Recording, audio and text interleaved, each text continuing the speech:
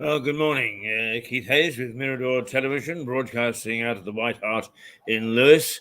At the moment, it is -4 out there, pretty chilly. But today is an improvement. Yesterday, it only went up to 1 degree. Today, it's going to go up to 3.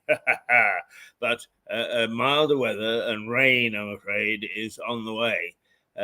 So we have to get used to the fact that this cold snap, for the moment anyway, is going to disappear. That is until we get another blast from the north and cooling everything down for us and freezing extremities of us and all other primates. Right.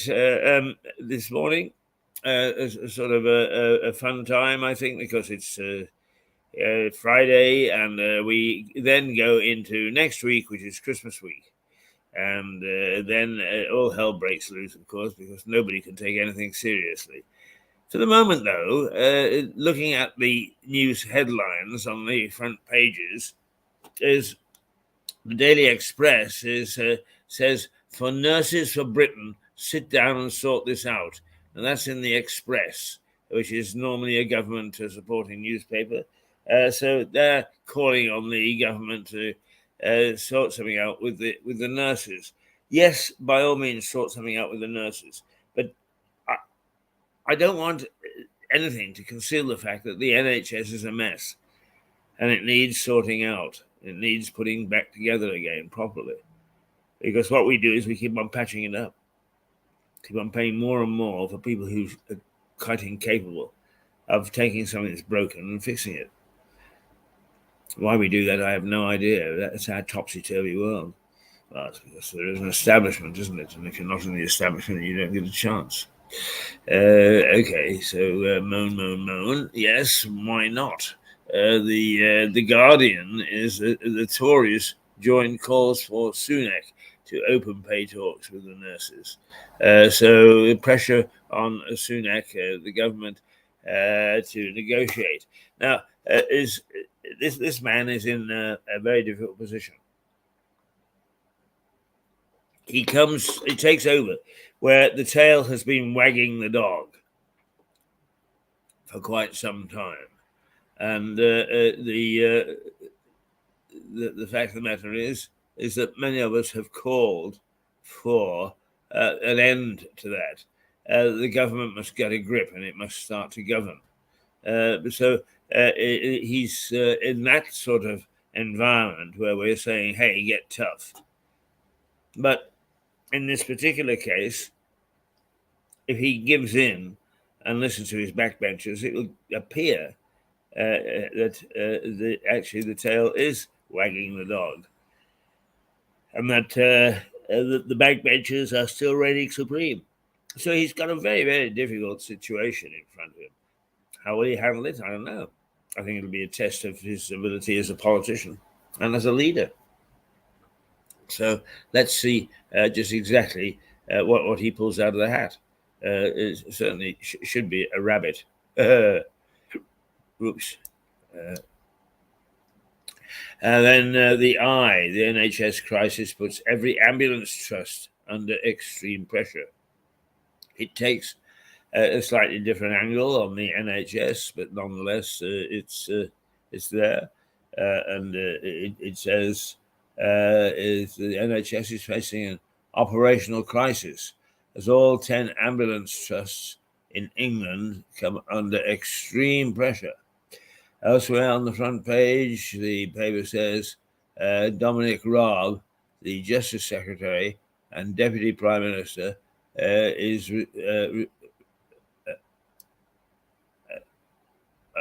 calls to resign because of bullying claims. I'm sorry, but I really think that we've got a weak-kneed generation. Is somebody speaks harshly, and that's it. That's bullying. Blah, blah, blah, blah, blah.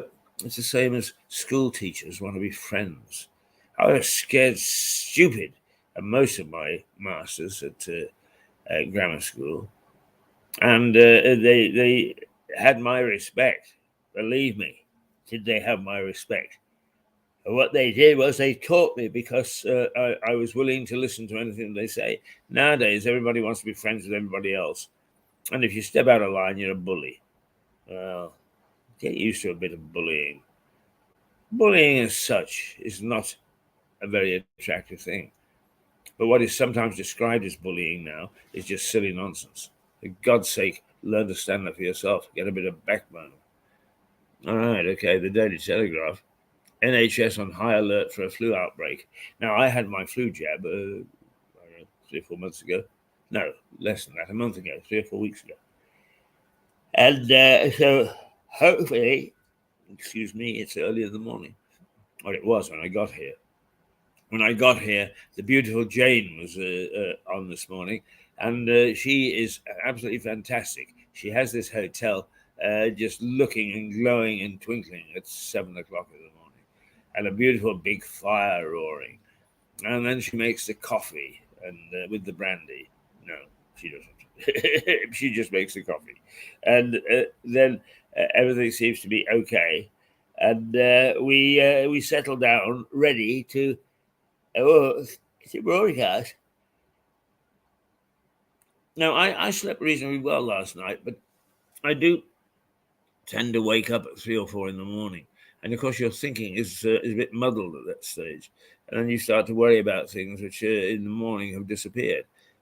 So if I yawn a little, forgive me. It's only that I'm in a normal sort of break. Okay, so the Telegraph says it's going to be a flu outbreak. Hospital admissions for flu virus jumped more than 40% in a week. The paper says the analysis of NHS data shows rates are more than 8 times higher than expected at this time of the year. So if you got flu symptoms, watch out, tuck up, get behind closed doors, don't go out, don't answer the phone, don't answer all these silly messages from banks and things. The Mirror, message to the Tories. This is what compassion looks like.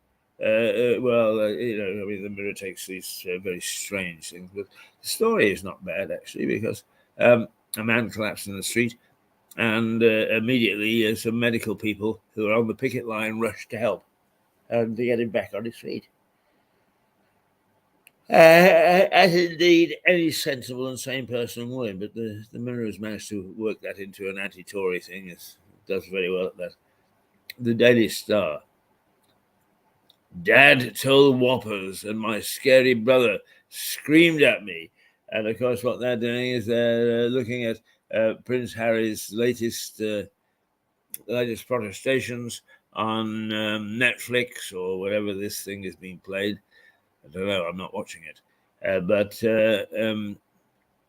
so the royal family is all upset again, and Harry will not let it go. The Times, they take it a bit further. Harry deepens the rift with a screaming William. Drive. My goodness me, I've got the yawns this morning. I really have. Why? I don't know. Perhaps I'm getting the flu too. Don't say it. Don't dare say it. No. Oh, and now I've got the hiccups. Is there nothing that is not going to assault me this morning? The Daily Mail, dignity in the face of treachery. And it shows a photograph of William and Kate walking with their family to a carol service. And Harry's comments on a savage onslaught on William and King Charles. The paper made image is of the Prince and Princess of Wales and their children Prince George and Princess Charlotte arriving for a carol service at Westminster Abbey. Well, there you go. There you go. The Financial Times, it stays with interest rates. The European Central Bank and the Bank of England both put up interest rates by half a point yesterday, which is quite steep, after saying that they were likely to go up by a quarter point. But the Americans have done the same thing. And this fight against inflation is worrying them because normally, when you put up the interest rates, it starts to cool the economy. In this particular case, it doesn't seem to work, and yet what we've got is we've got a huge worry about the cost of living and prices rising and unreasonable pay rises made. So the FT looks at all those things. So there we go. Not a happy buddy sight, I think. Now I'm going to do something for a moment because we've had a strange interference with the sound forgive me. Strange interference with the sound on our. Oh well, there we go. That'll have to do. And I just want to check by going to us on YouTube to see whether, in fact, it's okay today. So let's do that, and we can see, or we should be able to see it a bit. So let's do that. Well, we don't seem to have any sound problems, so that's great. We'll go back and just take a look at. Let us take a look at what's in the local news.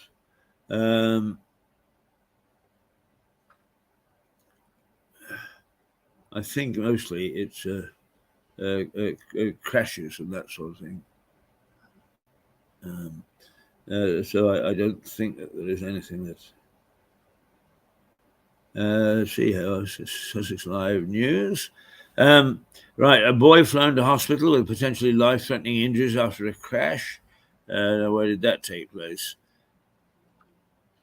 A near Battle. It's a crash near Battle.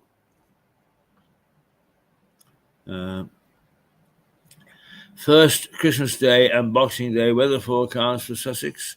Well, let's take a look at that. That might be interesting, might it not? The BBC Weather shares Christmas Day and Boxing Day forecast for Sussex, including Brighton, Crawley, and Worthing. Well, broadly, we're in that sort of area, I suppose. Brighton is Christmas Eve, light rain and moderate breeze. Bognor Regis, light rain and moderate breeze. Crawley, Chichester, Eastbourne, Hastings, Littlehampton, Worthing, and nothing for Lewis. So we're not getting any weather on Christmas Day.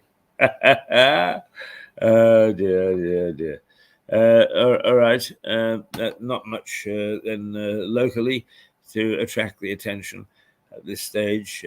We are now at -4 degrees centigrade. We're going to go up to 3 today, which is 2 above what we were yesterday. We were only 1 degree yesterday. And we've got a light breeze and we'll have some sunny intervals. It's not a bad day if you wrap up and want to go out. It's okay, but nothing terribly dramatic. Okie dokie. Let's give you a time check because it is now 8:45. 8:45 and increasing. And what I'm going to do is find a nice program for us and say, "Oh, just get on with it, get on with it, get on with it." So, we need to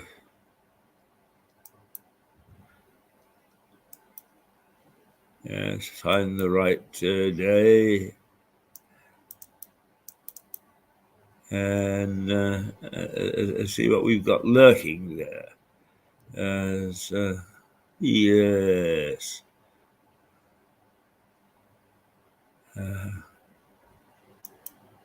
Yes, what have we got lurking?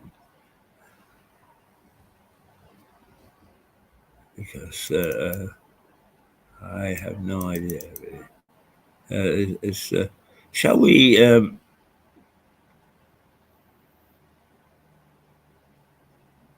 well... let's actually, because we're all getting fat and sassy, and we're arguing about whether we're going to have Christmas crackers at the table. Let's just remember this was done 3 years ago, but the statistics are much the same today. Let's take a look at this. Well, that didn't work, did it? Oh, yes, here we go. Here's the news this Christmas. There have been 68 conflicts going on in the world this year. Disease has affected billions. Famine has hit 78 million. 830 million have gone hungry. 100 million are without homes. 250,000 acres of forest disappear every day. 250 million children can't read. 21 million children are forced to work. 3 billion live in poverty. 1.25 million violent crimes in the UK. 300,000 workdays lost from strikes. Over 1 million telephone calls for cruelty to animals. A very happy Christmas. The UK and US will spend over £100 million this Christmas.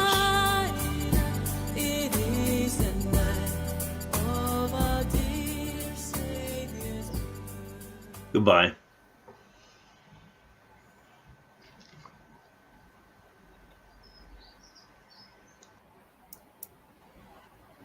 Well, that bears thinking about, doesn't it? Here we are getting ready to see whether we're going to have cranberries or turkey, whether the turkeys are going to be available, and so on. And then there are those millions of people who, at this Christmas, will have absolutely nothing, not even hope.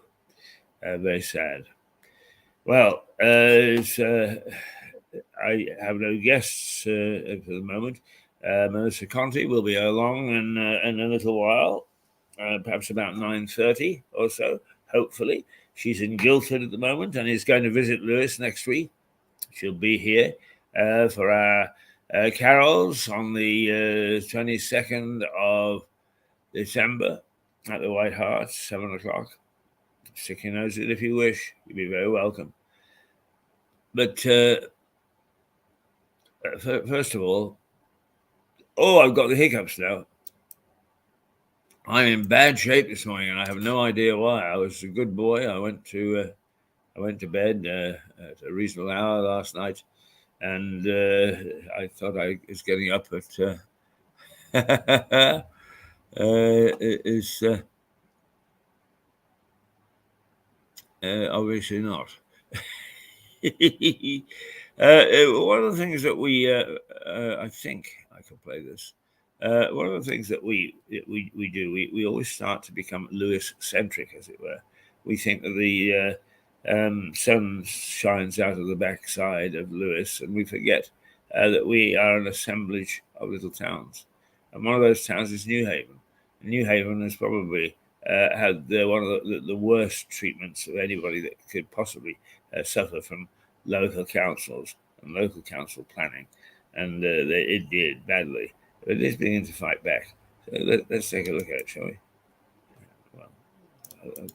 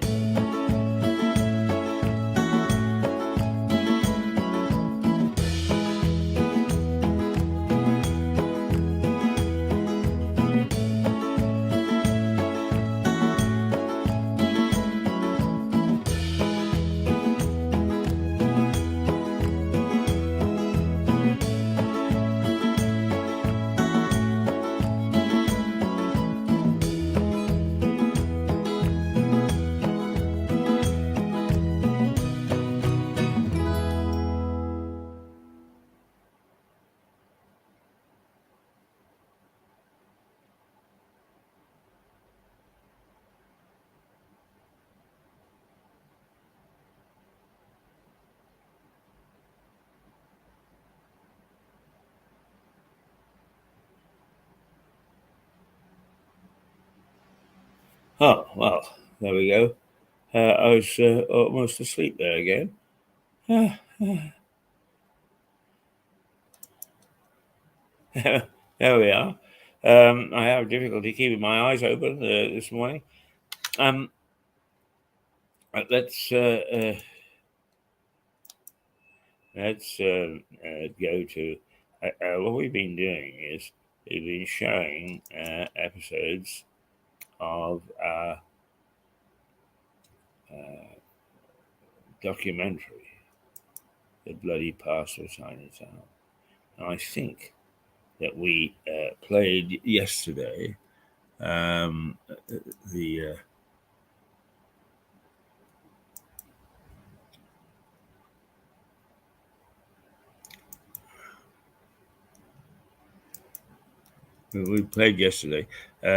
part of episode 5, but I can't find which part we played. So what I'm going to do is play the whole thing, and we've got a segment to play for you, and this is episode 5, it should be, and there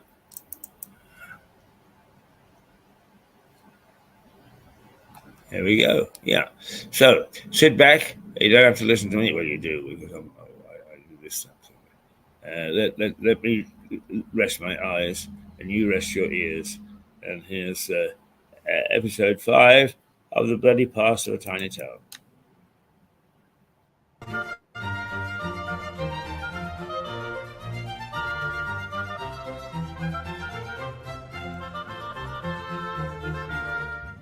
Bloody Lewis.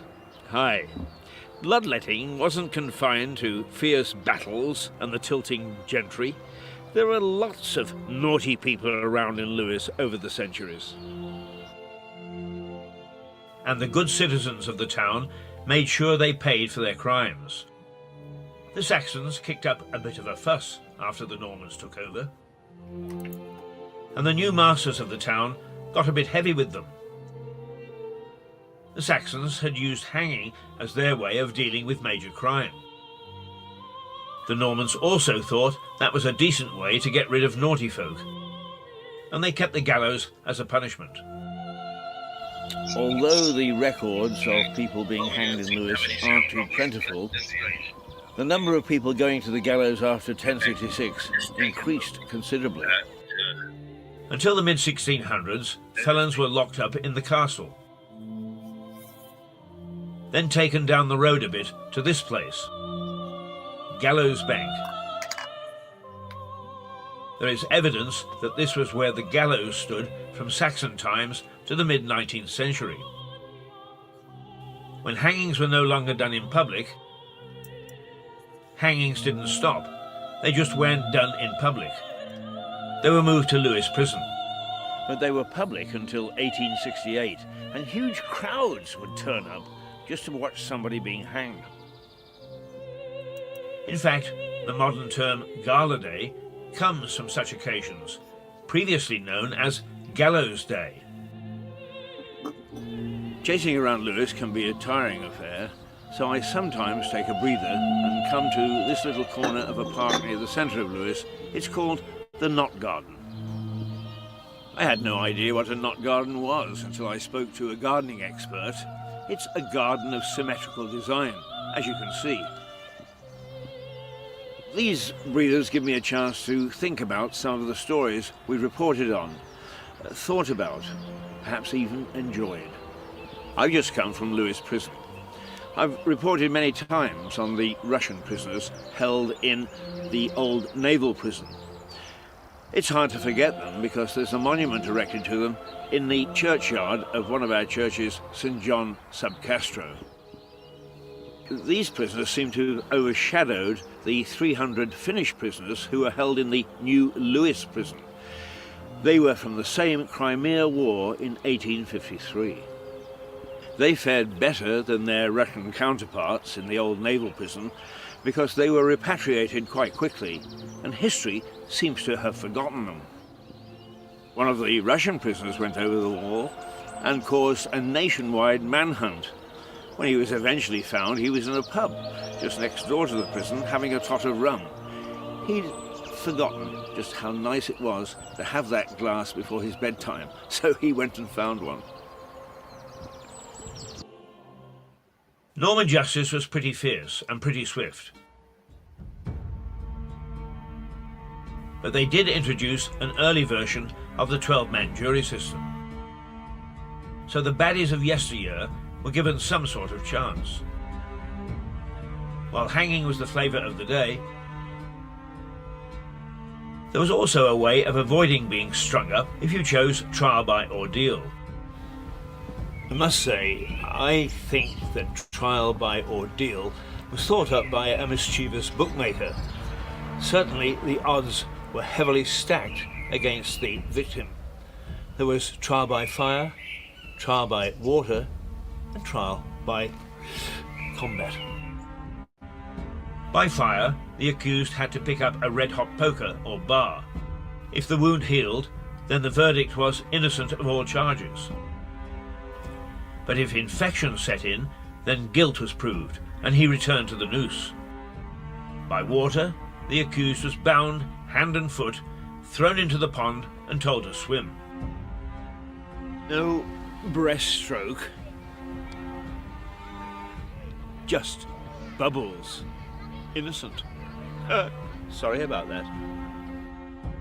The ducking stool was a more genteel version for ladies, but the results were much the same.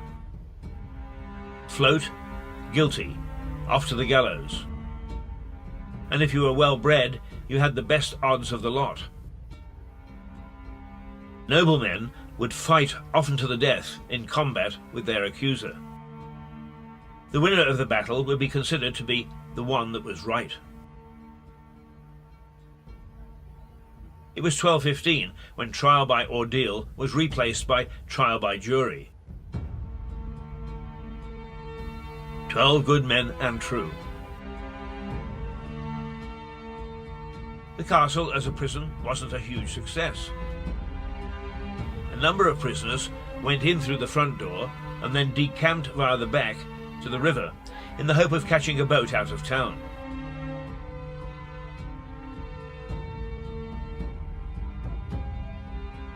When the economy of Lewes, usually robust and lucrative, became depressed in the 14th century, There was an epidemic of less serious crime. People became desperate during these hard times, and in 1396 the parson of St. John's was charged with robbery from Hamsey Church, but was later granted a king's pardon.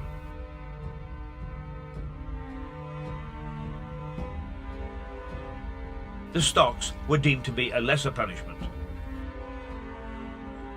On one occasion in Lewes, in the 13th century, the bishop ordered a knight to be punished by carrying the stocks through the town streets and into a church, because the knight had dared to throw a member of the clergy into his dungeon.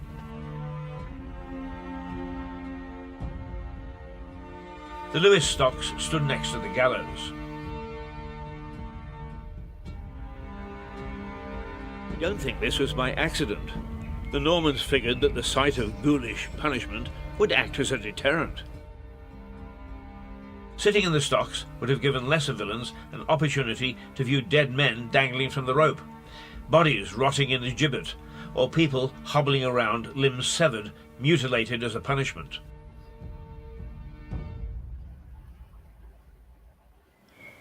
It's a bit uncomfortable sitting here in the stocks. I wouldn't want to spend a whole night here. It would make a man a bit stiff on a chill evening. But my main punishment was being kept out of the pub all night with nothing to drink but water. But the main punishment was ridicule, of course. In those days, a fate worse than death. The stocks outlasted the gallows as a public spectacle. They didn't disappear until 1872.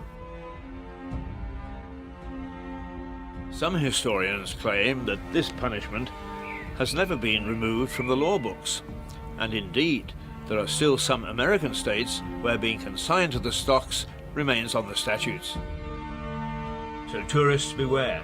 Having cabbages thrown in your face, your feet tickled, and spending a cold night with legs locked up is hardly the holiday of a lifetime.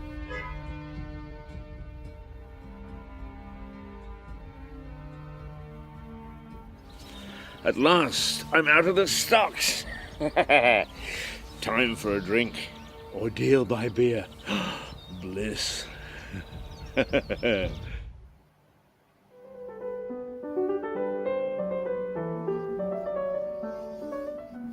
Always fancied myself as a knight in shining armour. Unfortunately, I've never found a damsel in distress to rescue. So I rather think that I would have been on the side of the peasants when they revolted in 1381. Workers' unrest was the worst challenges to the Normans in the 300 years of their occupation. The main causes were an economy devastated by the Black Death, the 100 Years' War with France, and the huge tax burden levied to pay for the war. And in fact, it was this war that led to the return of bloodshed in Lewes. During the conflict, French ships regularly marauded along the Sussex coast. In 1372, one ship landed a war party and sacked the village of Rottingdean, only a few miles from Lewes. Feeding their oats, they sailed around to the River Ouse, raided Seaford, and boldly sailed up the river. Rottingdean belonged to Lewes Priory and was an important source of income. So the prior, much more belligerent than churchmen of today, took a war party of his own and rushed to defend the village. While his back was turned, the French reached the walls of the priory and attacked it. While a Cluniac priory practiced simplicity of life, it was loaded with treasures, a fact not unnoticed by the French.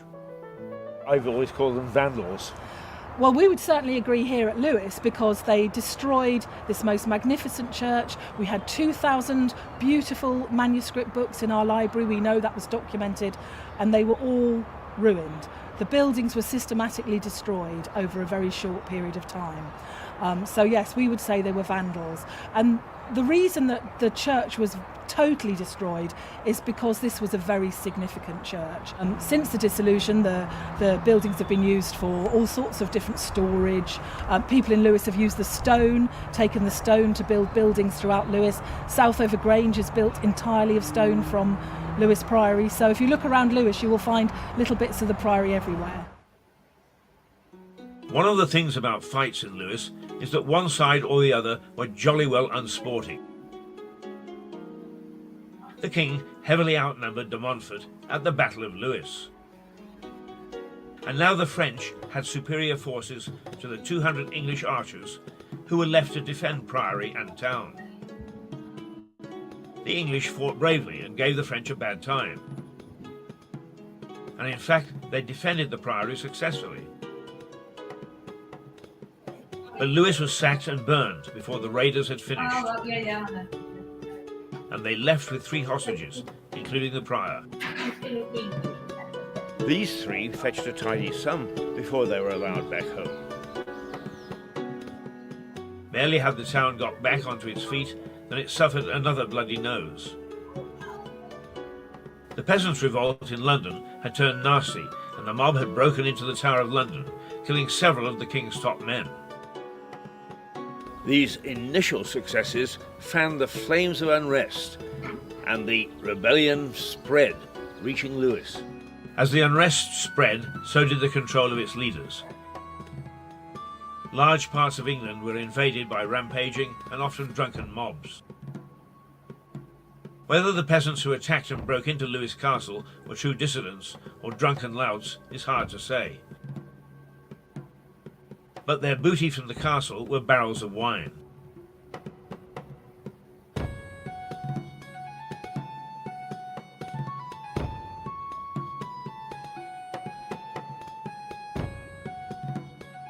"63 pubs. Oh my goodness." Anyway, the authorities raised an army, went after the rebels, and mercilessly crushed the revolt. A subsequent uprising, for much of the same reason, again caught Lewes in its net. But although the violence spread, it didn't quite reach Lewes. Jack Cade, who hailed from Kent, whipped up a mob of middle-class country folk to try and break corruption in the court of King Henry VI in 1450.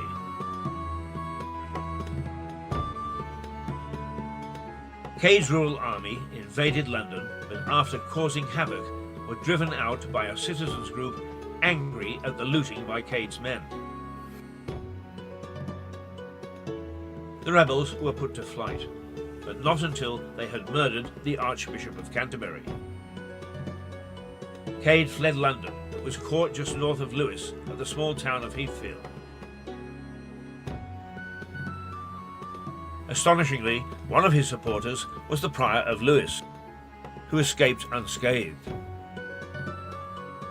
Poor Jack, however, was mortally wounded at Heathfield, taken back to London, hung, drawn and quartered, and had his head stuck on a pole on London Bridge. Smuggling began in Sussex as early as 1200. The villages surrounding Lewes were hotbeds of activity.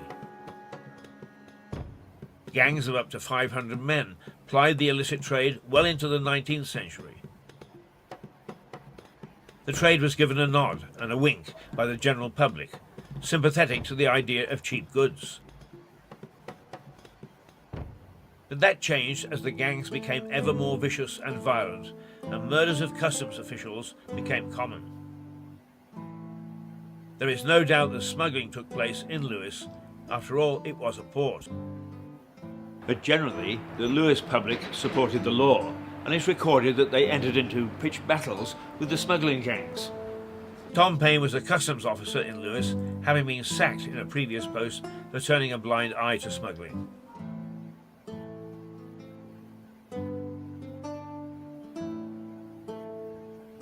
But his time in the job seems to have been without serious incident. and he was free to carry on his rebellious thoughts in the White Hart. Witchcraft is another favourite topic in the bars. Locals will look you in the eye and they'll tell you that evil spirits are brewed in Lewes, even to this day.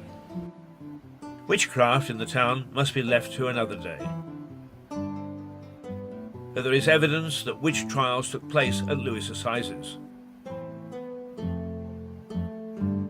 In 1565, a Marjorie Smythe of Battle was found guilty of witchcraft. She was charged with causing 2 toads to kill a cow. She was given a year in prison along with time in the pillory. 2 years later, a Newark lady, Agnes Baldwin, was found guilty of killing 2 pigs through witchcraft.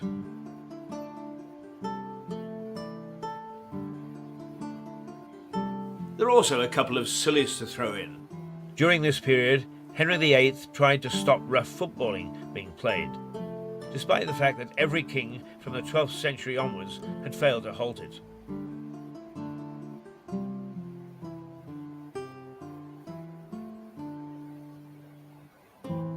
Oliver Cromwell banned the eating of mince pies on Christmas Day in 1654. He thought that gluttony distorted the human figure. Well, this isn't exactly a mince pie, but no, I'll leave it till later. But you know, that law is still on the statute books.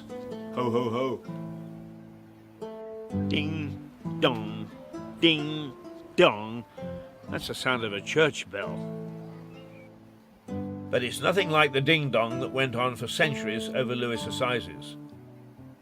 The Assizes from Saxon times were situated in Lewes, and as Lewes had 2 mints and Chichester only 1, Lewes was the more important town.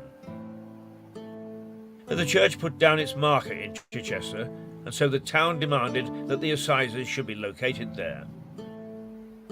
Lewes protested, and the court changed place several times. But they ended up back in Lewes for good. This is the present Lewes Crown Court.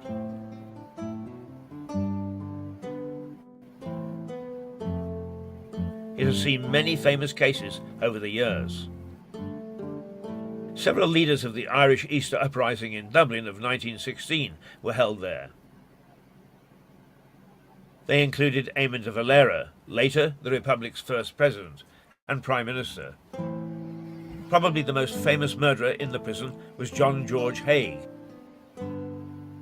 He was known as the acid bath murderer.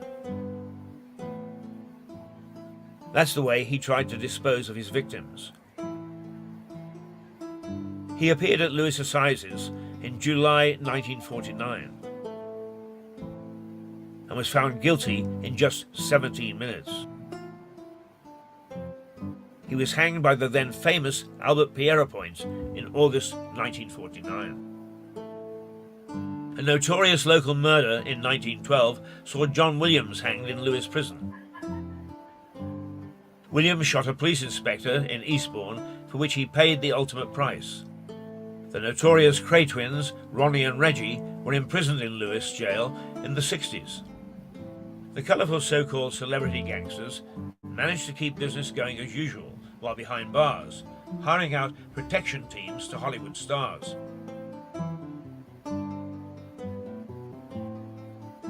Frank Sinatra hired 17 of them from the Crays.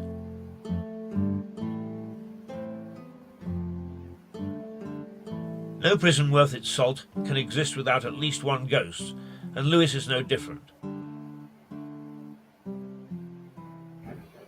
Local gossip has it that one of the corridors is haunted by a man in Victorian-style prison garb. The most famous execution in Lewes, though, was that of Sarah French. She poisoned her husband with arsenic, cooked into an onion pie. So much for the saying, the way to a man's heart is through his stomach. I was going to lounge around in these stocks all day until I heard about that onion pie. Now I think that I'll just have to leave and go to the pub. What are a few cabbages, though, and potato peelings and rotten eggs to a veteran journalist? but that talk of poison pie has changed my mind. I think I will pop in for a quick drink. I'm not so keen on being famous in Lewes for being a victim of crime. Lewes! Drink here I come.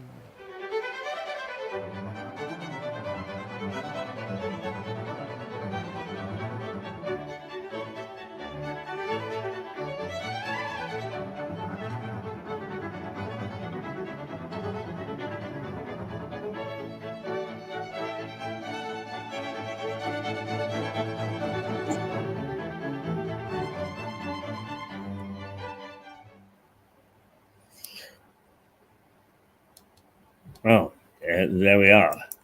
A look at the bloody past of Lewis. It is now 9:16 on a cool morning. The temperature is -4 degrees centigrade, and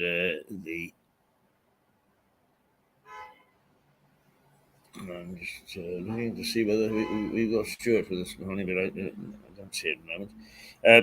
And it's bright and sunny, but it's only go up to about 3, +3, which is cold enough for me. Certainly cold enough for me. So watch it when you go outside, and also it's slippery and frosty. There is a weather warning out for Sunday. Apparently, it's going to pour down like crazy, and heading into Christmas week, we're not so great for decent weather. It's going to be raining and blowy, and the sort of weather that we often want to put behind. But for once, are we welcoming it because it's attached to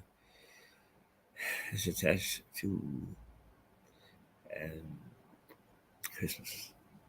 Oh dear, I just love Christmas. Yes, I do indeed.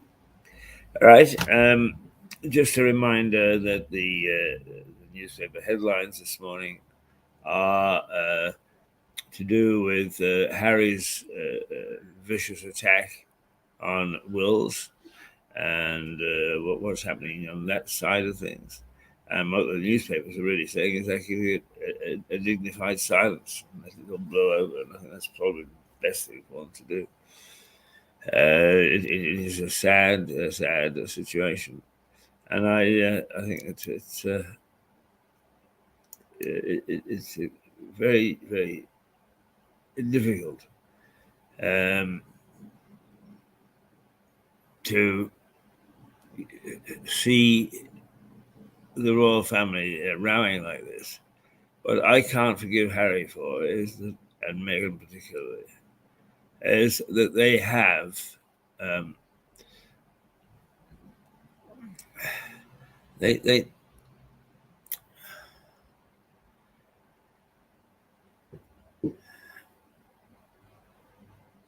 it's an attack on our government, our system of government.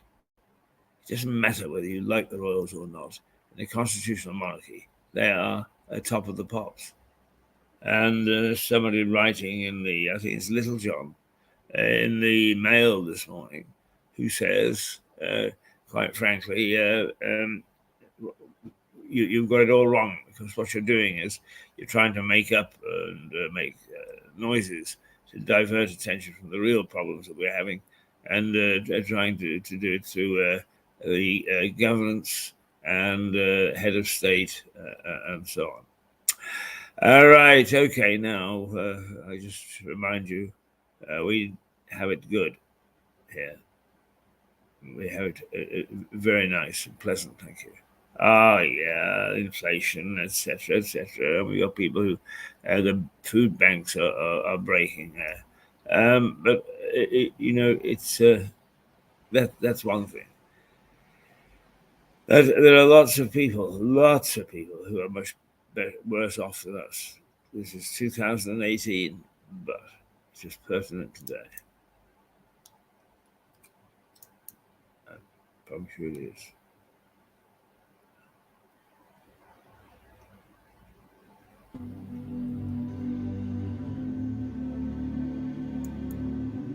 Here's the news this Christmas. There have been 68 conflicts going on in the world this year. Disease has affected billions. Famine has hit 78 million. 830 million have gone hungry. 100 million are without homes. 250,000 acres of forest disappear every day. 250 million children can't read. 21 million children are forced to work. 3 billion live in poverty. 1.25 million violent crimes in the UK. 300,000 workdays lost from strikes. Over 1 million telephone calls for cruelty to animals. A very happy Christmas. The UK and US will spend over £100 million this Christmas.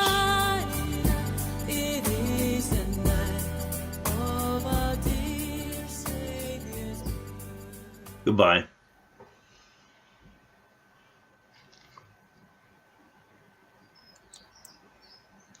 So there you are. That bears thinking about, does it not? That we have lots of people who really are in much dire circumstances. And we call upon the United Nations, and we call upon this country and that country, and we call upon dictators, and we call upon kings, we call upon princes to change the system. But will it? No, it does not. It doesn't change at all. And that is probably the most depressing part, is we have no leadership to take us through these issues, particularly when there are crises that we've had for a long time. What we're doing is we're not solving one and bringing on another. We are actually replacing one after the other. And that means that nothing gets done. Nothing is taken forward. Yes. It's a bad scene. It's a bad scene. Right. And let's take a look at Lewis from above.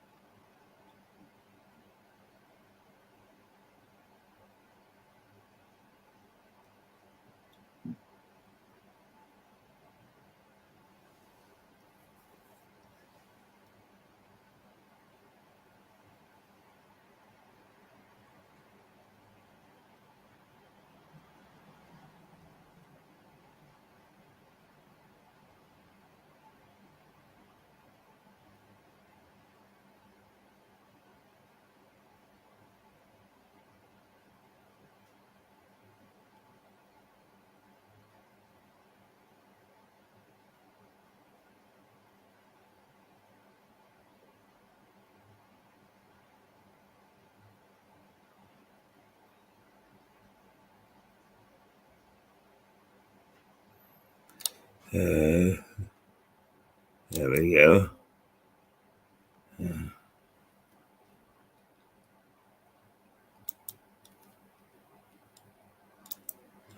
Right, there I am on the rooftops. Indeed, on the rooftops. And it's rather nice seeing Lewis from a different perspective, is it not? Yes, it is. Yes, it is. A morning that is, let's see, is it warming up? No, it's not. It is staying at -4, but it is sunny. It is looking lovely out there. But whether, in fact, you want to venture out, if you do want to venture out, wrap up tight. I've spent time in countries where a lot of snow is accepted.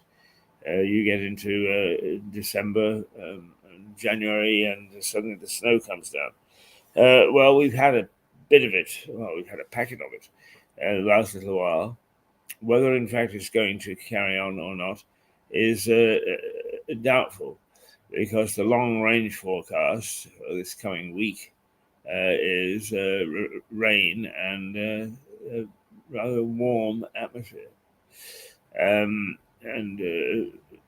we may see a lot of the stuff that has been done very satisfactorily, in my view, by Mirador's various teams, will then be looking out and looking ahead to see how we'll react if we get countries going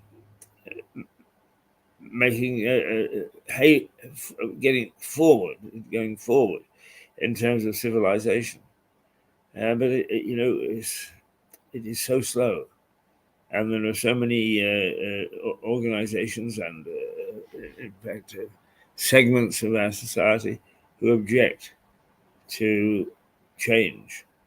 And perhaps we've got an internal PR job to do about it. Well, who knows? Who knows? I'm rambling a little bit. It is cold. I am wrapped up nicely within the White Hart Hotel, where Jane looked after me this morning. She's a wonderful woman. And she has everything already laid out, and a blazing fire and hot steaming coffee. Absolutely fantastic. Fantastic. Right, okay. Now let's... excuse me. Let's see what other delights we may have to bring to you this morning. And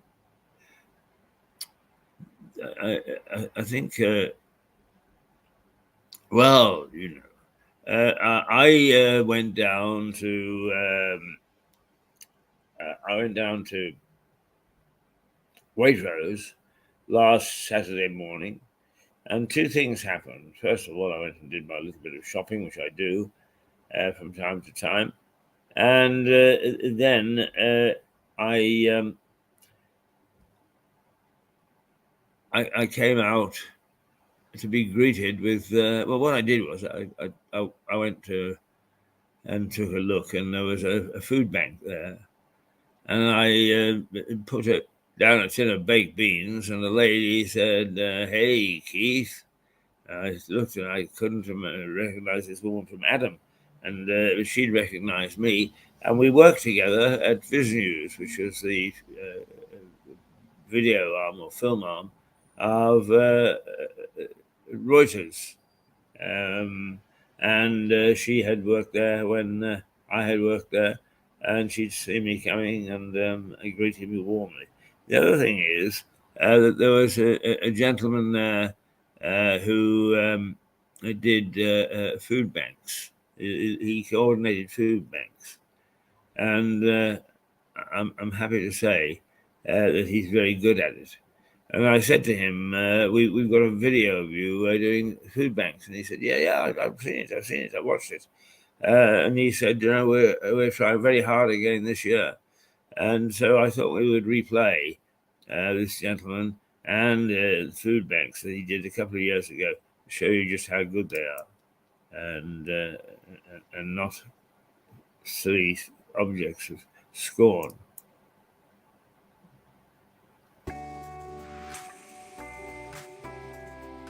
My name's Mark Perryman. I've lived in Lewes for about a decade. I'd never really been involved in, I guess, what people would call community campaigning before. I'd always been interested in politics, making a difference, but the coronavirus crisis made me want to do something. And I've kind of been an event organiser since I was a student, so I've got a kind of organisational mind. And I came up with this idea of an all-day food bank collection, which we started at Waitrose on Easter Saturday, and it really grew from there. We started off at one supermarket, and then I contacted the cricket club, Lewes Priory Cricket Club, and I said to Peter, I said, would you come in your whites? He said, yeah, we're coming our whites. Well, they turned up outside Waitrose in whites, pads, padded gloves, helmet, visors down. And so everybody who was going to Waitrose knew that Lewes Priory Cricket Club cared about food poverty, and that's what switched in my mind. I thought, why don't we create not a kind of coalition which is like a committee, but a public and visual coalition. So on our Saturdays we have 9 sports clubs, 7 bonfire societies, 4 churches, 3 political parties, bands, musicians, artists, poets, keep fit fanatics, chefs, a yoga group, a book group, through the whole day, and we've expanded across all 3 supermarkets, Aldi, Tesco's and Waitrose. It's an extraordinary visual coalition of a town that cares. And also, we're saying food poverty exists in this town, in this wonderful town of ours. There is food poverty, and that stretches to childhood malnutrition. Of course, we shouldn't have to do something about this. We're the 6th richest economy in the world, for goodness sake. We shouldn't have to have food bank. And this is where I get quite emotional. In '84, I was out collecting tins of food for striking miners. And when people say, sorry, I always well up at this, when people say, what are you doing this for? I say, because now we're having to collect food for our neighbours. You know, that's the state that we're in. Obviously, that's been created by the coronavirus crisis, but don't go away with the impression it's going to get any better next year, because then there will be the redundancies and the mass unemployment. And so this is a desperate need, and of course we shouldn't need to have to collect for food banks. But in the here and now, you know, I wanted to stop people being starved back to work. I want to stop people having to starve through Christmas. So, and we're making a difference. We're making a massive difference in this town. We enter each item of food that's been collected. The food bank gives us a list of 24 items they need. So we're not only collecting quantity, it's quality. So we can lift people's morale, lift their health as well. Then we have a very complicated system of delivery to 3 different food banks, Lamport, Mallings and Fitzjohn's, all through the day. Some of them have different needs to others. What we do is we ensure that each food bank gets a third from Tesco's, a third from Aldi, a third from Waitrose. People start by going out on their Saturday shop, and we ask them to add 1 item to their shopping list. Lots of people are generous and they add considerably more, but all we're asking is for 1 item, and that adds up to 5,661 items by the end of the day. And then we have our secret shoppers. We will raise something in the region of £700 through donations. People who can't come out on the day, can't help, they're not shopping, they'd like us to collect something. Our secret shoppers go into the supermarket, and because we've recorded everything's been donated, we see, oh, we're a bit short of coffee, we're a bit short of bars of chocolate, we're a bit short of cereals, and we bump that up. Lewes is a town full of sounds, isn't it? We've got 13 choirs, we've got brass bands, we've got ska, we've got folk, we've got 7 panto casts. They're going to be there collecting, and they're going to be singing, he's behind you, no he's not, yes he is, you know, there'll be all of that. And it's another symbol of a town coming together.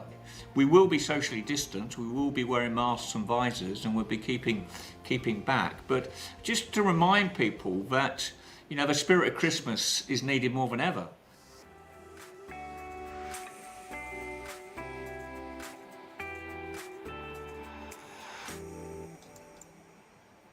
Well, indeed, that went extremely well, but the food bank people are out in force. So when you come out of your supermarket, whatever else, even if it's only a bit of baked beans, a tin of baked beans, give it, because it will be very well received. Very well received indeed. Okay, just a reminder that it is, oh dear, oh dear, oh dear, it's got cooler in the last hour. The temperature is now plunging to -5. It's supposed to go up.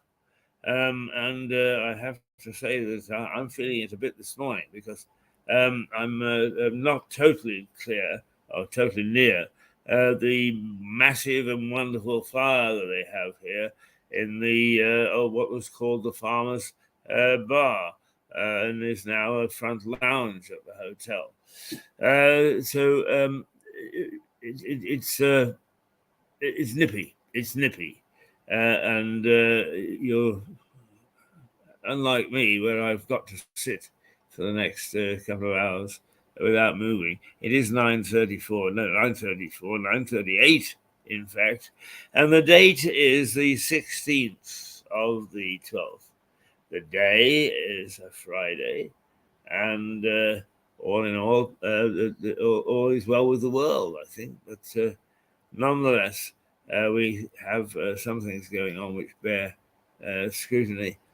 And of course, the big row this morning is Harry's attack on the royal family, which is really very vicious in many ways.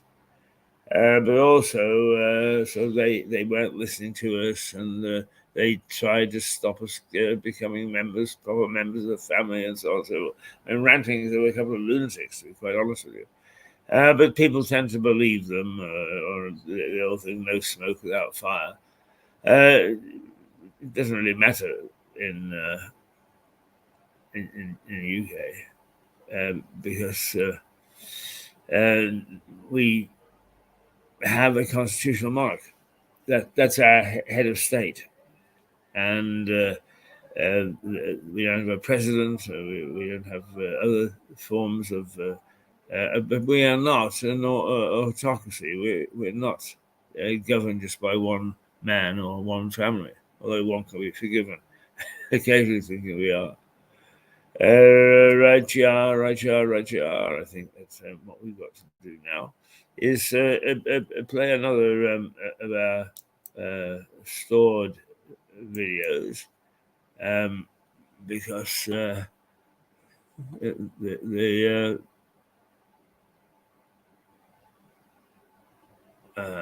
okay. I'm a little cautious about what we've got here, but what I think what we will do is Annie Verrill now has gone on to greater things, but was the backbone of Mirador for a while, and she did with another chap who has gone off to join the Marines, a great combination, and they decided to call their contribution is bottled poetry. So let's see Annie and Fergus Wood looking at various types of wine, and should be okay.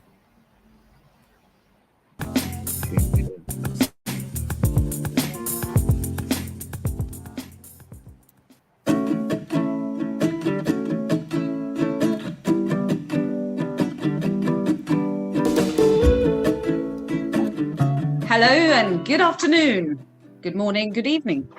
Here we are with the second episode, which is all about wine tasting for all the people out there who are wine connoisseurs or just want to know a little bit more about the wines themselves. So we have with us Mr. Fergus Wood, who will introduce himself and tell you all about his company. Hello, Hi, Fergus. how you Please doing? tell us more about yourself. I'm well, and once we get through all these wines, we'll be even better, probably. How are you? Exactly. Yes. Yeah. It'll be a great way. We're recording this at lunchtime, so hopefully it should get us Indeed. into the afternoon quite nicely. Yes. And Just the Thursday- right time for it. Exactly. Thursday's the new Friday as well, so at least we're starting early. It's good. Oh, I like that. That's great. So yes, I'm Fergus Wood. I'm the founder of Camino del Vino, as you can see in the background. I'm a new startup. We're about to launch a new startup, online wine startup, where you can find us at www.caminodelvino.co.uk. I think it's very clever of you to have started this company, because I myself, I don't know much about wine. I know there are 3 different colours. Yeah. There's 3 main colours, but there's orange wines as well. But we'll go with that. There we go. Let's keep it simple to start with. Shall we leave that for later? Yeah. Let's have red and white Let's later white on and for rose now. later. Okay, great. So last time you were about to start talking about this beauty here, Wonderful. Go with a pearl earring, yes. which is a Merlot. Correct. Lovely. Here it is, and it's Chilean, is it? It is Chilean, yes, correct, yeah. Great. So it went by a different name, the portrait, or the painting, sorry. Yeah. I can't remember what it is, or don't really know. That's fine. But Yeah. it's now just known as the girl with the pearl earring because it is so iconic and so distinct. Indeed.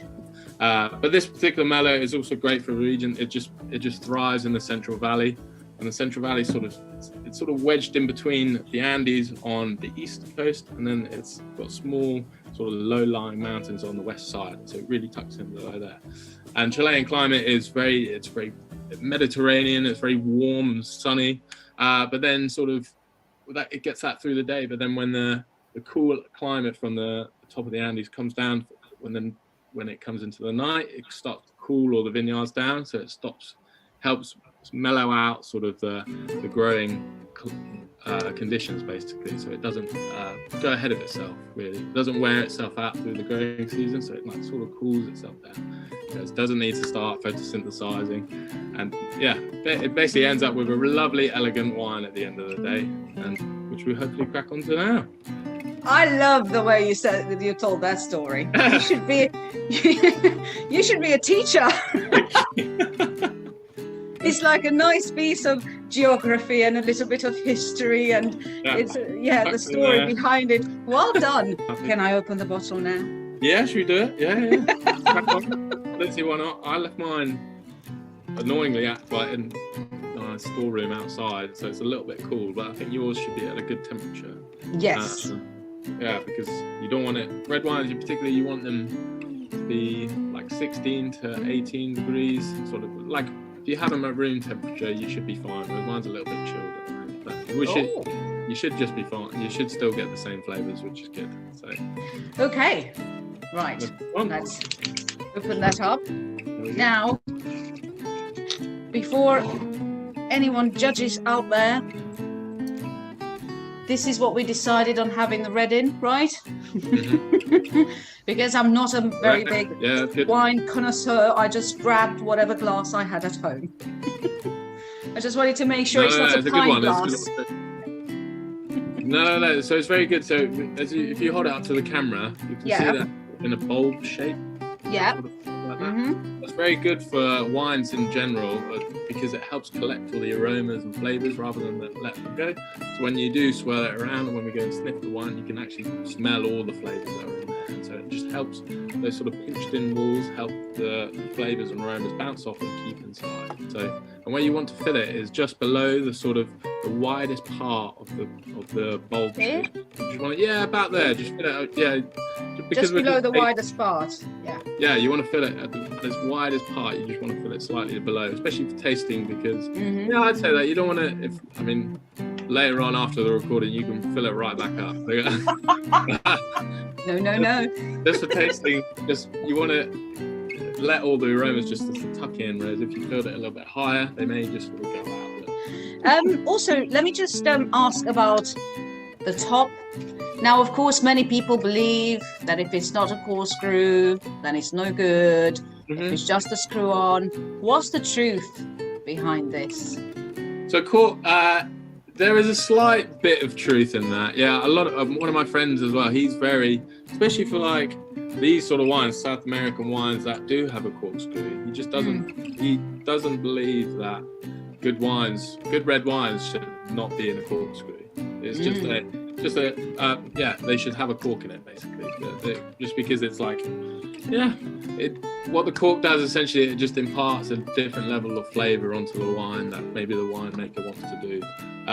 But it's just, again, it could be a cost factor, or it very much dependent on what the winemaker wants to do. But I guess it is sort of genuinely true that a lot of the cheaper wines do have screw caps, because it does cost a little bit more to put corks in, redesign the bottle and all that sort of stuff. But there are still very good examples of wines which have corks, twisty caps, screw caps on the top. And so, again, it's just like, it's one of those, really. You can just take it as you will. Hopefully you'll like this one, and so, which is a good example of it being a good wine and needing a screw cap. But yeah, it's just, it imparts a different flavour onto the wine, basically. Good. Well, thank you. You demystified that. You're testing me today. I told you I'm a novice, so whatever pops in my mind, I shall ask. I don't know if it's silly or not. But... I like it. Very good. So now to the important part. The important. Is that okay? Yeah, that's good. That's perfect. Yeah, that's great. I got that. So what you swirl. You just want to give it a quick swirl. You should be able to, if you just gently put your nose over it. I can you can smell it already. You should be able to smell like fruit flavors already. Yes, indeed. Yeah, so they're quite typically, especially for this Merlot, they're typically red fruit flavors, so such as strawberries. I was going to ask, is there strawberry in there somewhere? Exactly, yeah. So that's very typical of a good Merlot, and sort of representing what the grape can offer, basically. And so give it a big swirl, and then if you want to dig deeper, put your nose in it, and you can try and pick up, especially if you do go a little bit deeper, some sort of floral notes as well that maybe the wine should have as well, that could be present in this. You can smell it. I can definitely.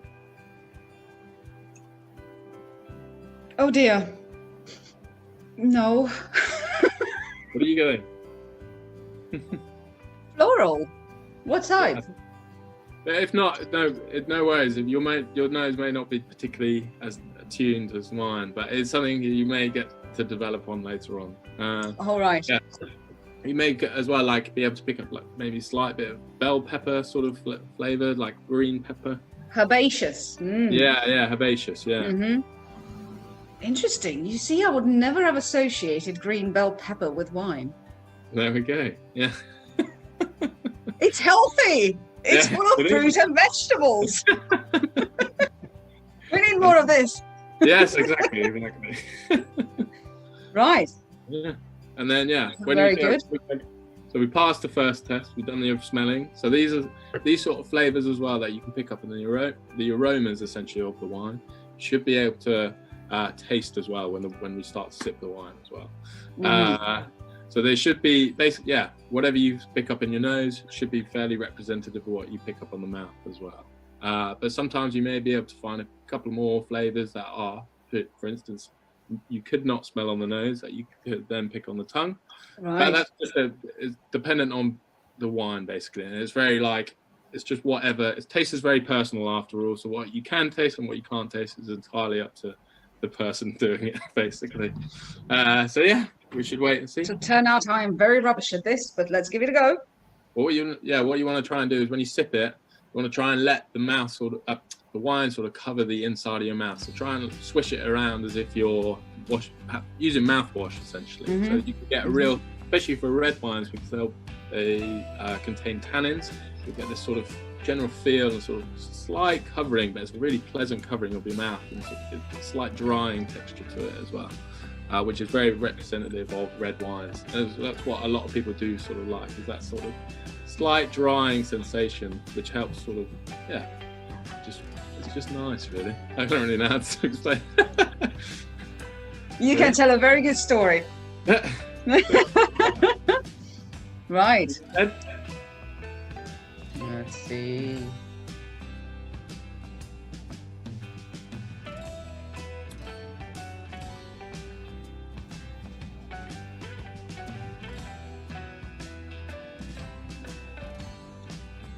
That's very nice. Good. Don't ask me about fruit. I already told you the most important. Yeah, exactly. Yeah, we'll just get. That's what I'm saying. As soon as if you pick it up in the nose, just write it down whenever you're tasting. If you're doing a tasting thing, the same again. I've got the exact same one. But yeah, can you sort of feel on your tongue a slight dryness? Yeah, that's what tannins are basically. There's slight dryness, and this particular Merlot as well, given the region that it grows in and the climate, they're quite like medium. They're not too in your face. That some wines we may explore later down in the line. They're not too like really boom, but they're not too sort of soft. It's a nice middle ground. It's a nice like midweek wine, I'd say. You just get on with it. It's very easy to drink. It was a good conversation wine, though, isn't it? Yes. Talking about the label, and then you have a sip, and then you're like, they matched it beautifully, I think. Very good. So, would you say that different red wines contain more or less tannin, or is the amount of tannin the same? It's not, is it? Well, in red wine making, for instance, the tannins particularly come from the skins, and maybe sometimes the stems especially in the classic vineyards that they use. They sometimes put the stems in with the fermentation process, but the skins contain most of the tannins, and this is what is distinguished between red wine making and white wine making, is that red wine fermentation process contains all the skins in it with the wines, with the grapes, so all the grapes, whereas in the other one, they crush and then press the white wine, so that it's just the juices that are fermented. So there's no skin? So there's no skin at all, yeah. So that's why tannins, you will never feel tannins in white wine. White wine. Yeah, it's only applicable to red wine. Yeah. I like this. Yes. Yes, I don't think I like the red wines that contain too much tannin, because when I taste that dryness a bit too much, I can never explain it. It seems, I don't know what's the word for it. What's the best word? Is it too dry then, or too something? But I can never explain. But whenever I taste, yeah. Go ahead. I mean, it's quite intense, isn't it? Especially when you do get a big bombshell in your face, in your mouth, of a big tannin grape. It's not for everybody's liking, definitely. But I think definitely this one is a lovely sort of evening. Pop it on by the fire party. Now they're in, maybe outside of lockdown periods with other people, friends and stuff like that. You can have a couple of bottles of these on a Friday or Saturday night and let everything go. Yeah. Even for an everyday wine with some food, or in the evenings, I would definitely recommend. It's very, very nice. Nice. Cool. Right, just a little bit more and then I'll put it away.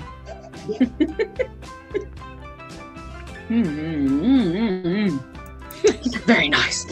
I feel like I want to eat it. Good. Can you feel as well? I noticed on my last gulp as well, like my tongue being sort of quite fresh in itself. It's like a minty flavour.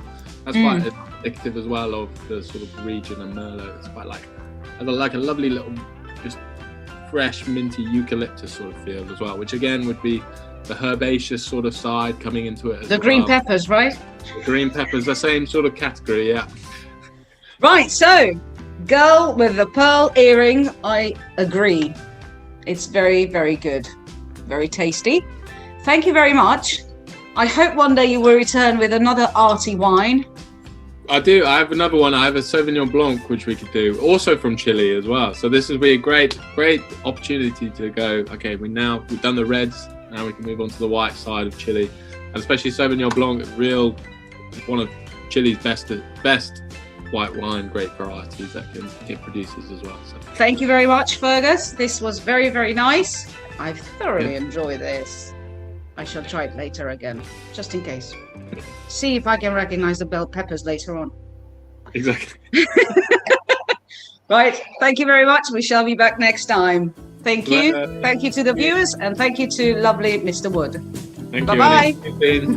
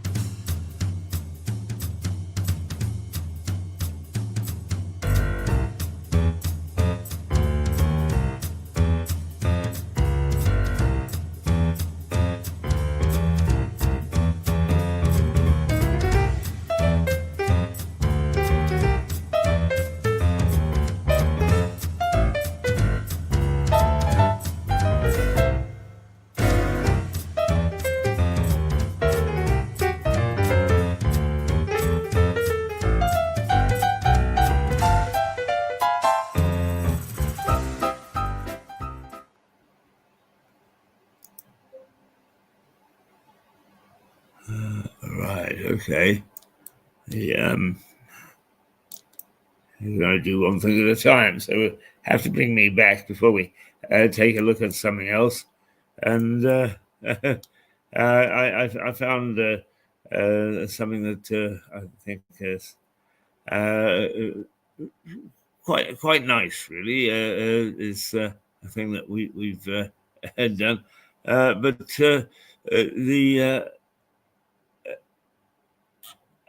now have I lost it? I think I have, but we'll find it again.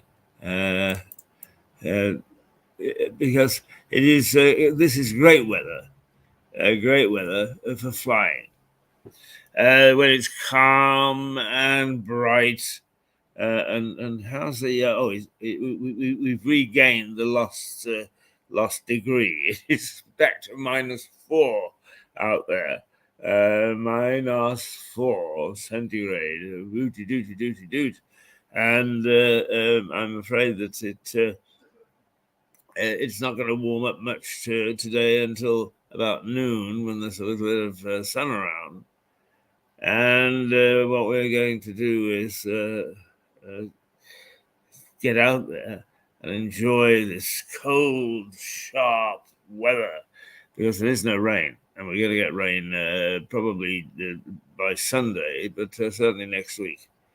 What's going to happen to the snow? Who knows? I mean, there are forecasts that we're going to get a packet again. It's very rare that it snows in Lewis, and even rarer that it snows at this time of the year, but it did, and we have it still on the ground, and it's cold enough. But the milder air apparently is coming in from wherever air comes from that's mild. And so we are in for a little bit of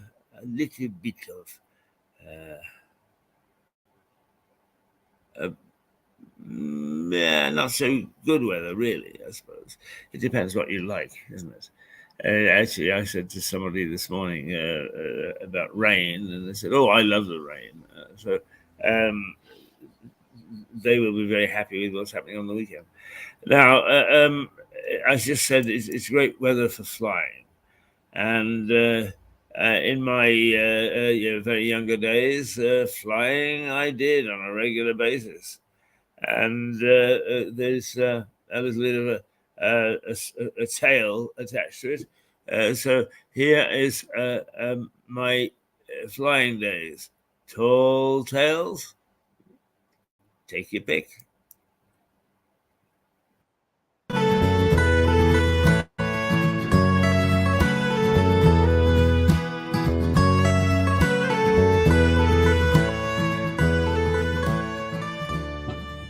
I'm a very accomplished flyer now, But way back in the 60s, when commercial jets still were being tested on commercial flights, then getting on board an aircraft was something of a trauma. We sat there hoping like hell that the pilot knew what he was doing and that he would get us down at the other end. And of course the pilots didn't know what they were doing, and they did get us down at the other end. But then again, air crashes became front page news, and it seemed always there was a crash just before I was supposed to fly. And so I wasn't the best flyer. Then one morning, somebody at the station, radio station I was working at, said, "Oh, someone's got to go up in a light aircraft and do traffic reports." Ha ha ha, I said, "They're not getting me into that." Guess who they came knocking on the door to? Hayes, you go out, you do the traffic reports. Well, I had no choice. I couldn't say no. I had to do it. So indeed I did. And away I went each morning, getting up at about 4:30, driving out to the airport and getting there about 5 o'clock, marching over to the far side of the airfield and getting into a Cessna 172, taking off, soaring above the city and passing on information about what was happening in the traffic. Wow. It took me 2 or 3 days to get used to the fact that this is what I was going to do twice a day. But then eventually I began to calm down and began to quite enjoy it. I enjoyed it so much, in fact, that I fell asleep one morning. I dozed, and the pilot said, "I think your station is calling you." And I heard the magic words, and now we're going up above the city, above the traffic, to see what was happening on the roads. So I opened my eyes, looked down, and immediately began to give a report. And the report was that there was a big jam of buses near the Oak Street Bridge, which went over the Fraser River. Wow! what a report. And then as we turned the aircraft and flew away, I realized that this was the bus terminal. I had just said that there were traffic jams of buses, and I'd been looking down at where the buses congregated before they set out on their morning routes. It's nothing like a great report. The pilot turned to me and he said, "You know, you've got this job licked. It's a bit boring, isn't it?" And I said, "Well, yeah, it is really. No, I mean, not much to say other than what's going on in the traffic." I try to brighten it up a little bit with a little quip here and there, but right, tomorrow morning, he said, "You get in the left-hand seat and I'll teach you to fly." And he did. And I was fortunate to have almost a year and a half of a flying experience. I logged 400 hours on the Cessna. I logged a couple of hours on a twin-engine aircraft and a couple of hours on other aircraft. I was the luckiest man in the world. And he put me into some pretty awful conditions. And we would fly up. I would give a report, and then we would do some what's known touch and goes. In other words, you land, you circle, you land, you circle, just to get some practice in. And we did. And one morning, a gust of wind took it, and I thought that the wing was going to be ripped off. Well, he grabbed the stick and managed to get us out of trouble. But it just shows the sort of thing that if you're going to be a professional pilot, that you have to put up with. So confident did we become on flying around together that he would set little tests, and he would say, "There are clouds on the North Shore over the mountains. Why don't we go over and see if we can break the wings of this aircraft?" Yes, let's do that. And we would deliberately fly into this mucky weather and get churned around and watch the wings, knowing full well that they wouldn't fall off. But daring. And it did turn out to be a lot of fun. I have to say, it turned out to be a lot of fun. A couple of other incidents. I used to take VIPs up in the afternoon and say, "Okay, here are some pollution issues," and so on and so forth. And one afternoon we got my good friend, but also a colleague, Mrs. Grace McCarthy, who was the Deputy Prime Minister at the time. And we got out onto the runway, and away we went. And a jet had taken off just before us, and it was a fairly still evening. So you can't see them, but the whirls of air, of course, by the jet's wings are still there. And sure enough, we got 3 or 4 feet from the ground, and away it went. We damn near lost the cabinet minister. The deputy prime minister. Once again, he came to the rescue, flipped it over, and we managed to save the day. The other item that I think was worth reporting is that we flew backwards. Have you ever flown backwards, he said. And this young chap was about 21 or 22. He was a nice young fellow. We bought him a helmet and nicknamed him the Red Baron. And he was to die in tragic circumstances in a plane crash later on. But he was a nice young man and very helpful and lots of fun. And so we went, and he said, we need a marker. And the plane travels forward at about 100 miles or so an hour. Actually, it's a little over 72 miles for the takeoff speed. And he said that the wind this morning is particularly strong. So he put the nose of the aircraft into the strong wind, and we watched the bridge below. And although we were keeping airspeed, the plane started to travel backwards. So here we were in reverse, in a plane, in the sky, watching the bridge recede while the plane powered forward at the correct speed and the wind pushed us back. And that's the sort of nonsense that we would get up to. And there are lots of other stories I can tell you about my flying experience. But perhaps this last one will bring something of a smile to your lips. I was trying very hard to impress who later became my wife, my girlfriend at the time, Valerie, and I said, would you like to come flying, dear, and come out with me this afternoon, and we can go and we'll go and do some traffic reports, but we'll also take a look at the Vancouver from the air. How lovely. Yes, she said, oh, that'd be super.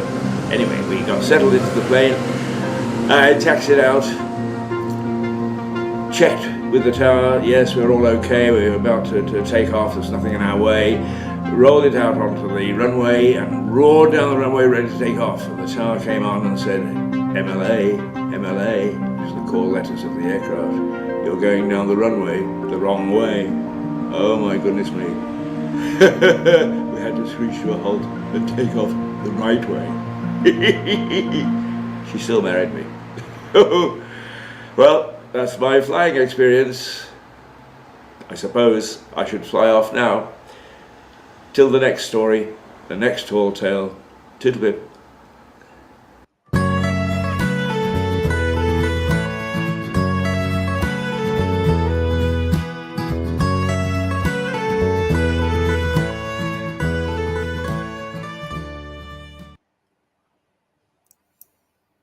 Well, that was the story of my flying.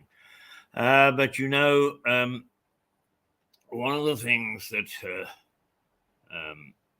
I constantly rabbit on about is that the local politicians, they ponce around, and they really don't they don't get to grips with the needs of this town. Sorry, I'm not backing off from that. Some of them are nice people, but why they get into politics, I have no idea, because they seem to have no ambition whatsoever for trying to do something about this, where we are, the economy of the town, but also the spirit, the heart of it. They're so busy playing politics that they really can't come to grips with why they are there.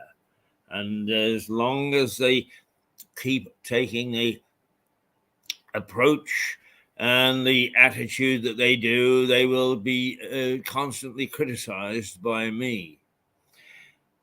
In that last little clip about my flying experiences, there is a mention of a lady, Mrs. Grace McCarthy, the late Grace McCarthy, I'm very sorry that she's actually gone from this mortal coil, as they say.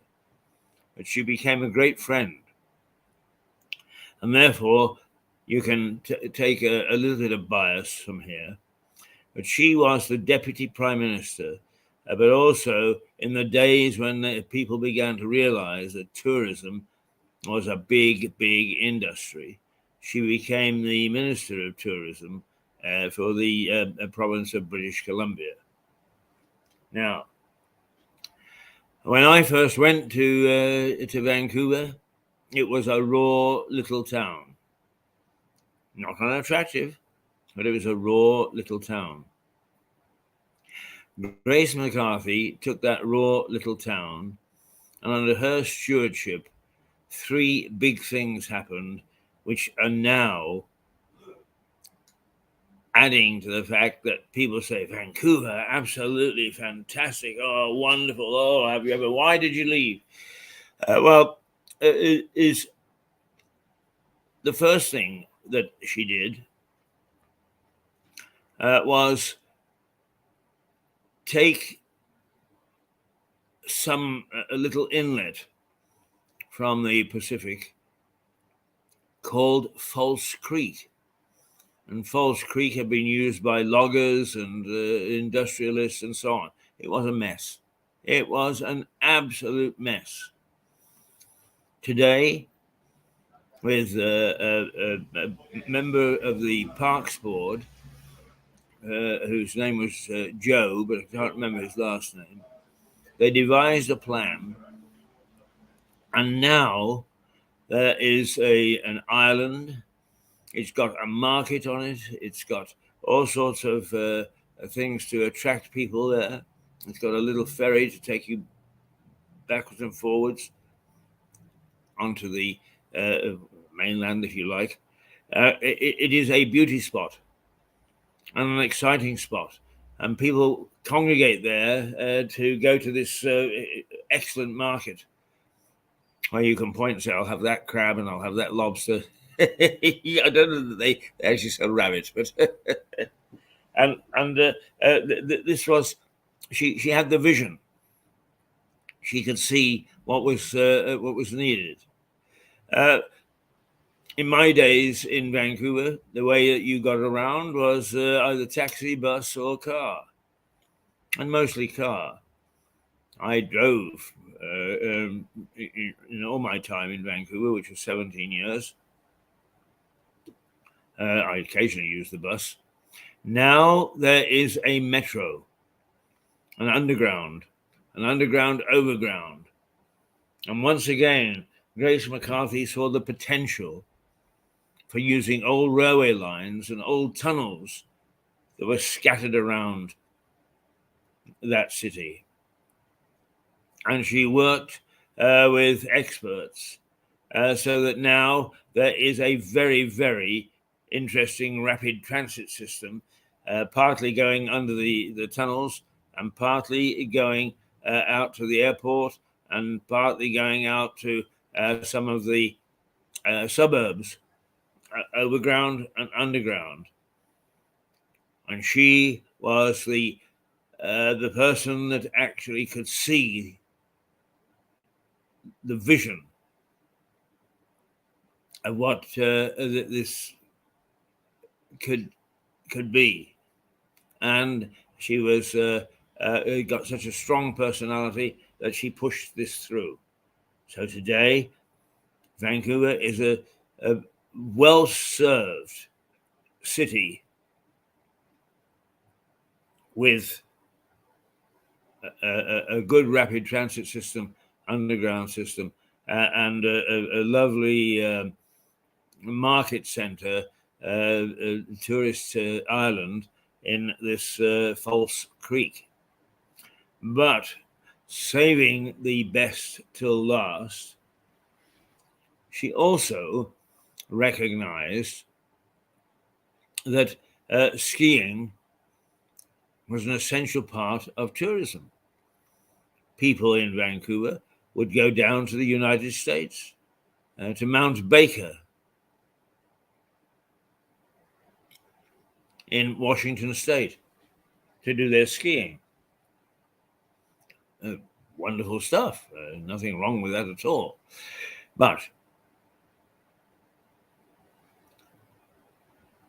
it, apart from a few small runs on the north shore of Vancouver, it wasn't a major tourist attraction. She took an area just north of the city and suggested it should be developed into skiing runs and hotels and lodges and so on and so forth. That development, which was, I think we would call it a PPI, a public-private partnership, that development is Whistler Mountain. And if the name sounds familiar, yes, it's where the Olympics, the Winter Olympics, were held a few years ago, and is this remarkable, quite remarkable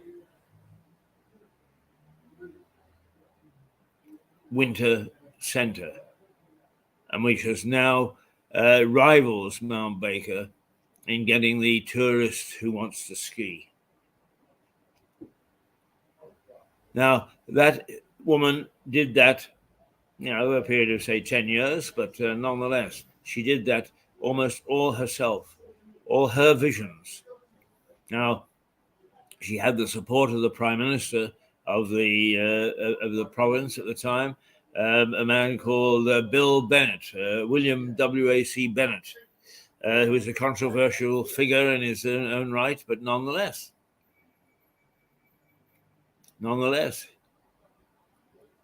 he gave her the support, and she turned Vancouver into the jewel that it is now, and almost single-handedly. A few of her colleagues went to prison for dipping their fingers into the till. The stock exchange in Vancouver is deregulated. You don't have to do much to get listed on the stock exchange, and there's very little protection for investors. So some people lose fortunes and some people make fortunes. I have one of my tall tales is that I knew the mafia quite well, and one of the things that they did was they listed a company that was drilling for oil and other things, and in fact, what they had done was they had purchased some land. They put their gunmen on the approaches to it, and then they went and they sat with sticks of dynamite and occasionally threw it onto the permafrost, and it boom.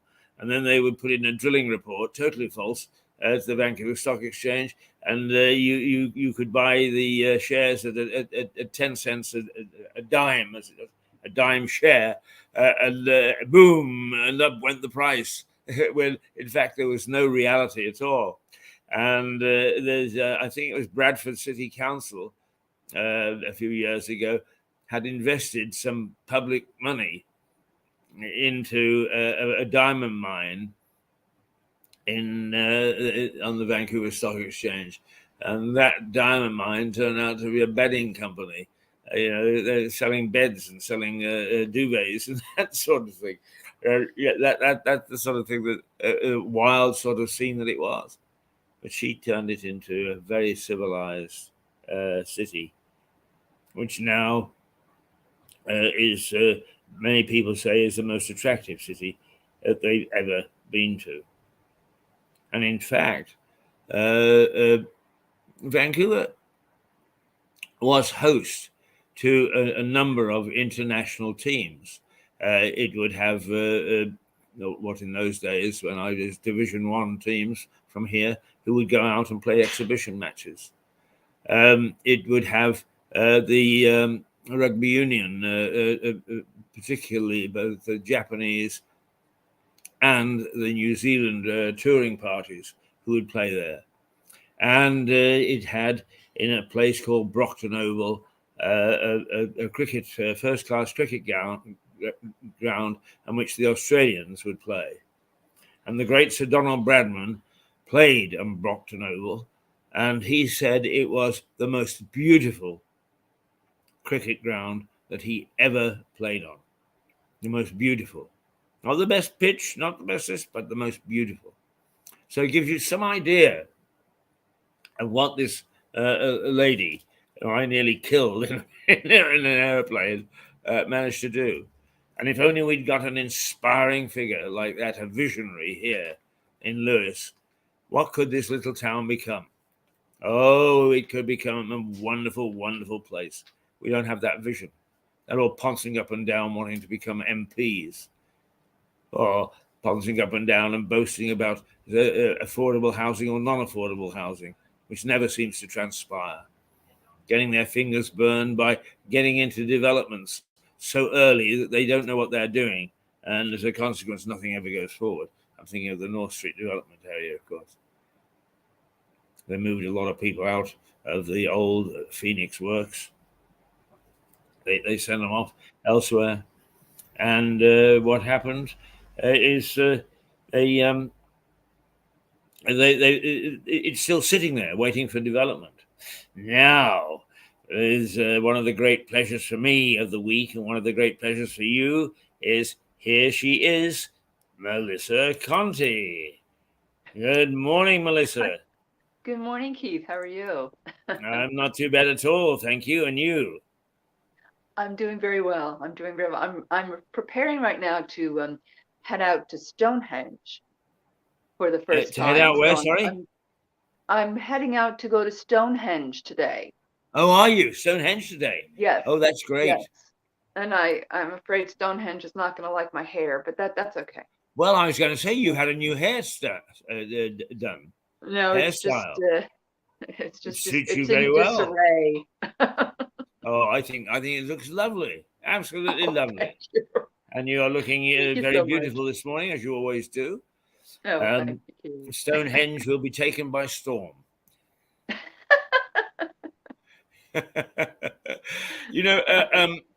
Stonehenge, I think, is in Wiltshire, and strangely enough, we have a speakers forum. I'm forgetting. I think it's called the Lewis Speakers Festival, which takes place next month, and we are quite close to the chap that actually runs it, Mark Rattray, and he gets a very, very good lineup of people. Now, Wiltshire hosts not the. It's not called Downton Abbey, but it is the real Downton Abbey. Oh, wow, that's wonderful. And our colleague also involved with Mirador, John Hurdley, lives about a mile away from it. And in between, they have, well, I suppose it's Charles's now, but the Queen's Racing Stables. Wow. So you're heading into country that is very rich in all sorts of things to do with the royals and the leading families and so on. So what you should do is perhaps drop by Downton Abbey and sort of say, hello, I'm here for a cup of tea.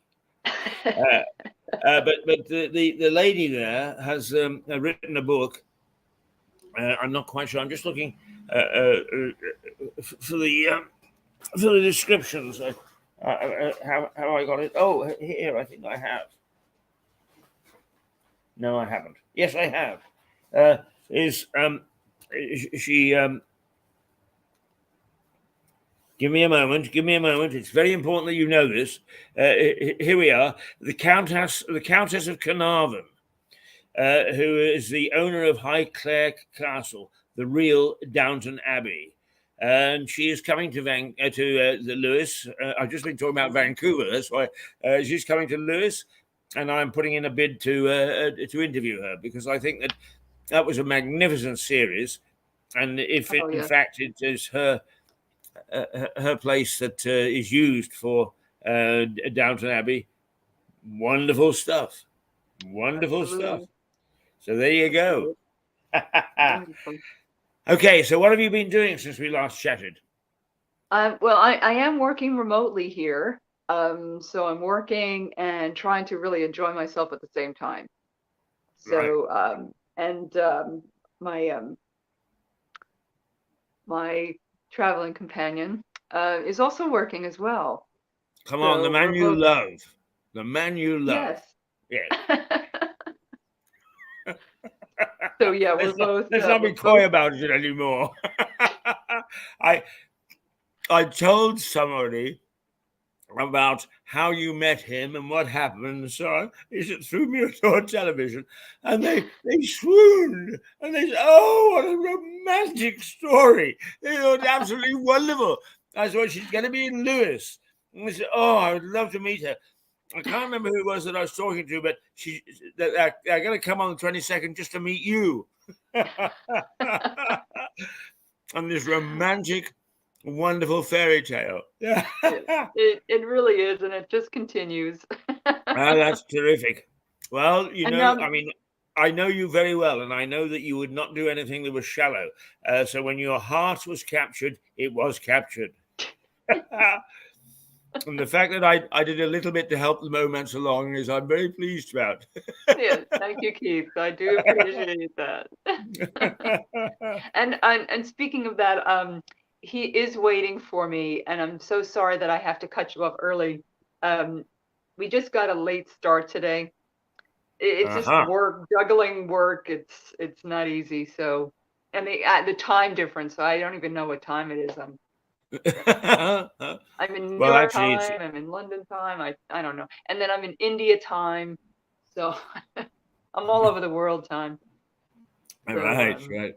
So where you're starting off now. He's waiting, yes, revving the motor, ready yes, to take you down to the Stonehenge. yes. So Right. I'm quite excited. Yes, it's going to be wonderful. Very Yeah, excited. I mean, some of these things are nice to see, and Yes, one of the things I think that is nice, Melissa, is quite often we say, "Yes, we've been to that country, we've been to this country," and we go to the capital city, and that's all we see. yeah, Uh, I mean, one of the things that I'm so pleased about, as far as both my Nigerian experience and my Balkan experiences, I went into tiny little places that as a tourist, if you went there as a tourist, you would not go to, and it makes it very, very interesting indeed. In fact, when I went to the Ukraine, I went through Kiev. I had a day sort of motoring around, but then I went out to Lugansk, which is where the current fighting is taking place, and actually where the rocket was fired that brought down the Malaysian airliner before even the war started. So I know a little bit more about it than if I'd just gone and sat in the capital city. right. Very So true. Very true. you're getting all around Britain. Yes, Yes, it's you've gone to London, but you're seeing a lot more than just the big city. That's great. yeah. And then we'll be in Lewis next week. My son will be coming in, so we'll take another trip to Lewis. So we'll be in Lewis 2 times Good. in the Now month. I need a date. I need a date to fix him up with the brewery. Let's target the 27th or 28th, depending on when Miles can make it. Okay, I'm going to make a note of that now, and I shall get onto that today. Now that I've got a date. Wonderful. All right, Keith, I'm going to run, and can't keep my love waiting. Well, it's all very well. You abandoned me. What did I do? Oh. Right, the 27th or the 28th. Right. I shall start to try and arrange things for that. But anyway, Very good. you have a great mob of people looking forward to seeing you on the 22nd, and Very then good. they will see Mr. Mystery Man too, as my friend and yours, Mark, and he'll. One of the things that always impressed me about Mark is he quite often wore bow ties. So tell him not to disappoint me. He must wear a bow tie on the 22nd. Well, I'll leave that up to him, what he wears. Off you go, my dear. Have a lovely Bye, day. Keith. Have a wonderful day. Okay. Bye-bye. Bye. There we are, Melissa Conti, our lady from New York, who is actually in Guildford at the moment, and going down to one of the great mysteries still of past history in England, Stonehenge, and who knows why or how. No, my monitor here is losing its power. But perhaps I can do something about that, I think. But let me see what else we've got here to entertain you. Oh, there we go.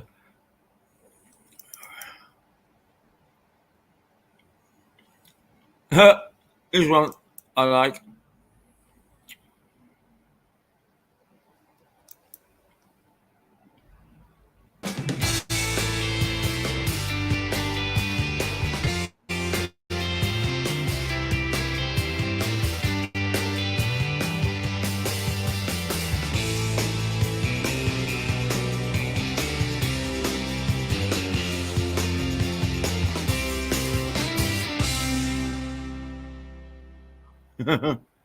Now, I'm going to take a chance here because my copyright advisor says be careful how you play music, but we have been given permission to play this.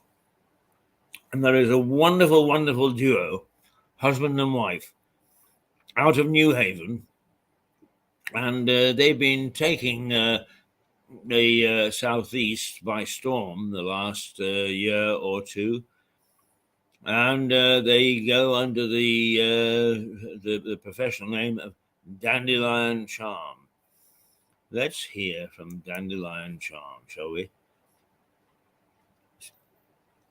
Yes.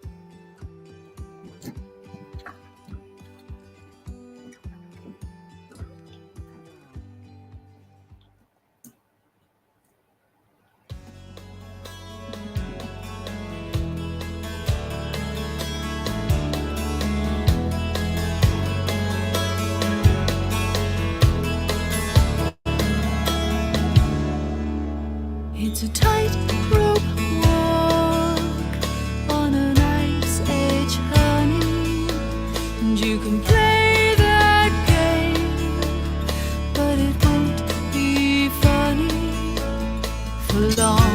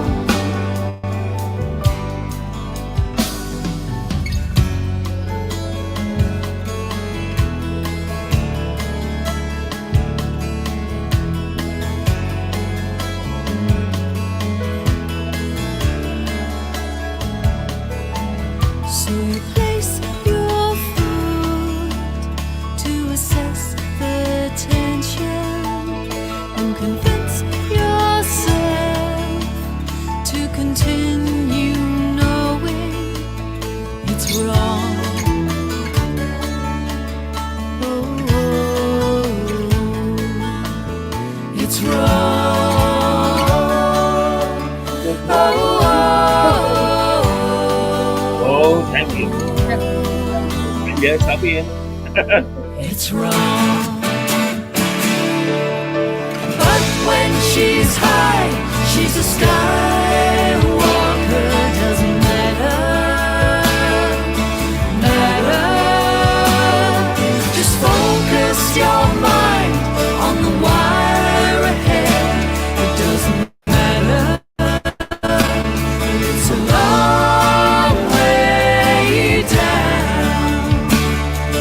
Long way down.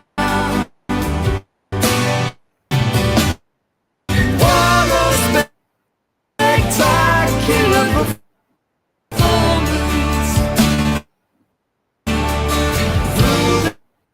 There will be no net for us. Such a spectacular performance.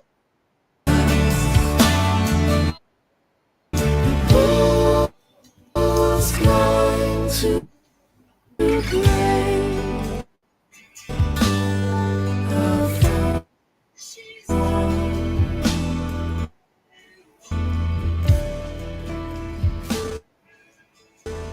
this time?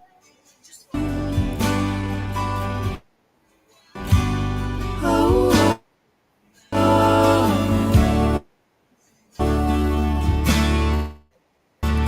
Skywalker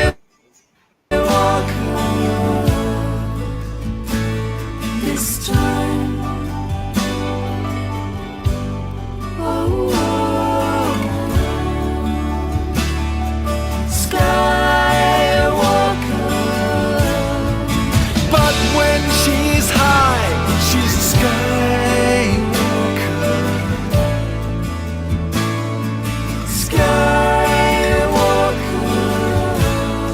Just focus your mind on the wire ahead. It doesn't matter. Skywalker.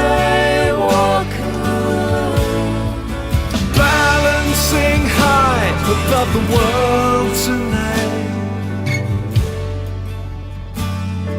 Skywalker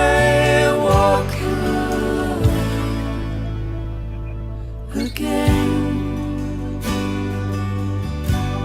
Oh,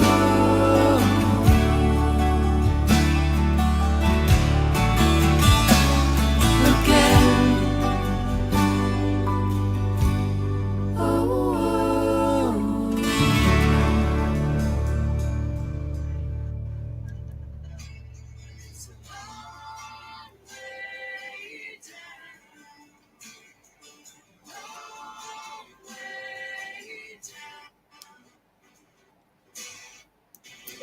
Well, right.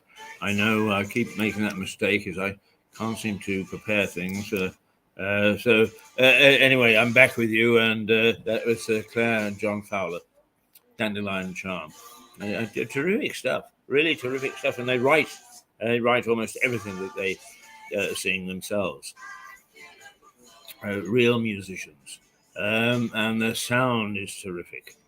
And let me tell you, those of you who know me have heard this story before, but my father is a great friend of mine, Clive, and we actually, for charity, threw a tea party at his house when he lived, before they went to New Haven, when he lived in Lewis, and a lady donated a cake, and she said, very nice cake and so on and so forth, and everything was set out, and nobody came.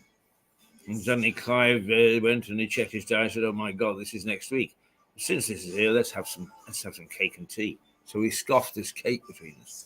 The lady phoned him a couple of days later and said she would like to come along and present the winner of the cake in the raffle herself. So the two of us, having eaten the damn cake and could barely remember what it was like, had to scout around Lewis to see whether we could find something that was similar, both in our minds, and that would actually get us off the hook. It's just, I think we got away with it but we were always getting into mischief of that sort. And so we now I got something here, and I have no idea really what's on it except by title. So here's one that says Christmas 2017. Shall we see what it throws up?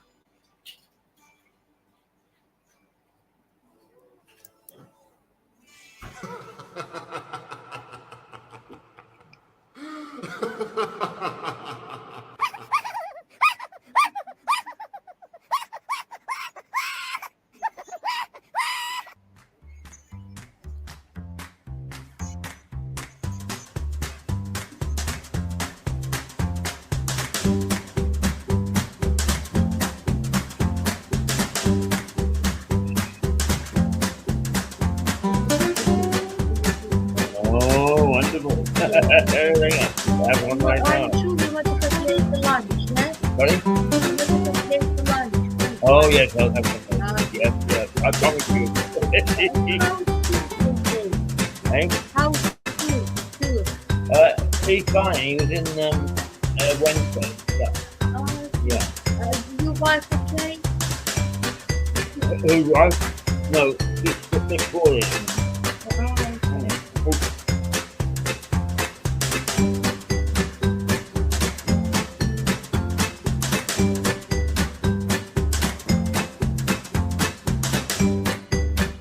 I probably heard in the background of the conversation. I'm sorry about that.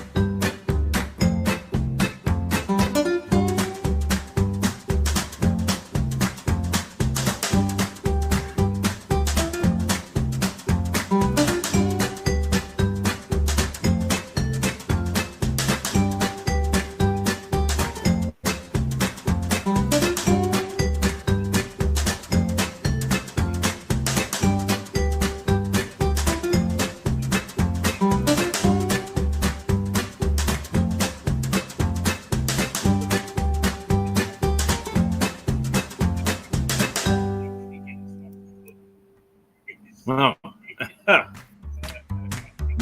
there you are. You had a little bit of a conversation there with the lovely Lena, who's a Russian lady who's a great fan of Mirador television. She comes into the White Hart a couple of times a week, and she has a glass of wine with her husband John, and we have a chat. And it's one of those pleasant things that occur during the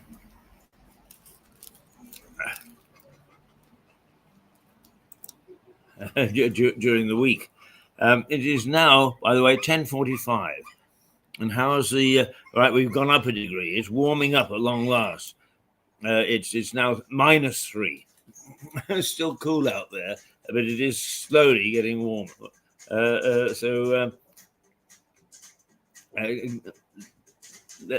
hope that it's going to continue now for the rest of the thing. Let's see what else we've got here in this this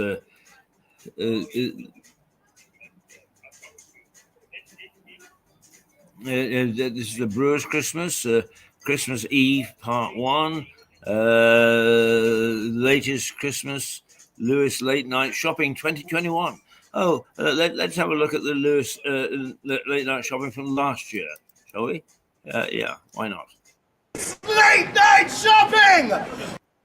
While you are here supporting all our local and national traders, please don't forget that we are also raising money for Lewis Open Door.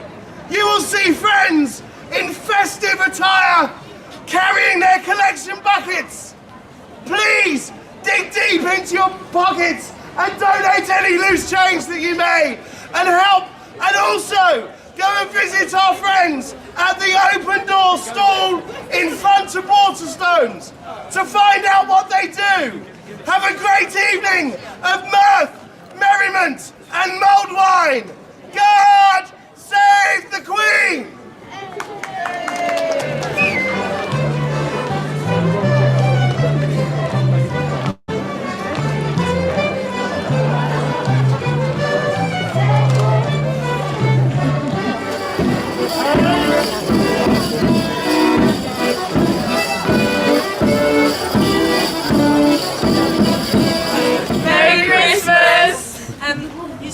see Santa. He gave me a toy. Got these. Tonight has been really fun. This is my toy.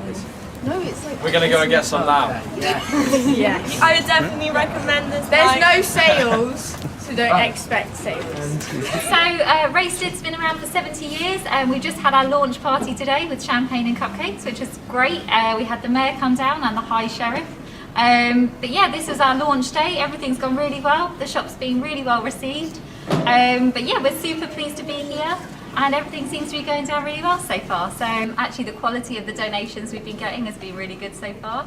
So, but yeah, please feel free to bring it down, and myself or Charlotte will be here. Brilliant. But yeah. Do I need to ring, book, or just turn up? No, you can just turn up. Okay, that's great. Unless it's anything big and bulky, we do appreciate a heads up. Yeah. But yeah, otherwise just turn up and we'll always be here. Mr. Mayor, how's it been tonight? It's been, let's say it's been different. I'm really impressed at the number of people who've come here. There's so much going on. Whether they're in the shops or not, I can't really say at this stage. I shall be going around the shops with the mayoress later. But certainly the buzz of the people on the streets has been wonderful. I'm supposed to be judging the window displays so we can have a look at the best dressed window.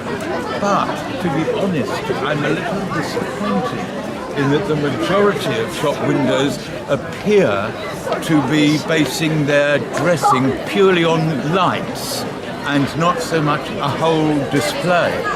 So I think for next year, the Chamber of Commerce may have to come up with some parameters about there must be a theme, and perhaps the Chamber could set a theme because, for example, I haven't seen any nativity scenes. Look in Harvey's yard. Harvey's is different, and I'm excluding them because it's not a shop window. No. The whole yard is a display for Harvey's. Yes, and I've seen that. But looking in the shop windows, this is more enhancing the display of what they're selling. And what now do you think is a display for Christmas? What is a Christmas window display? We'll have to change and set different parameters, I think, for the future. So that's a little disappointing. But there's no note of disappointment in the voices you hear around you. It's actually working.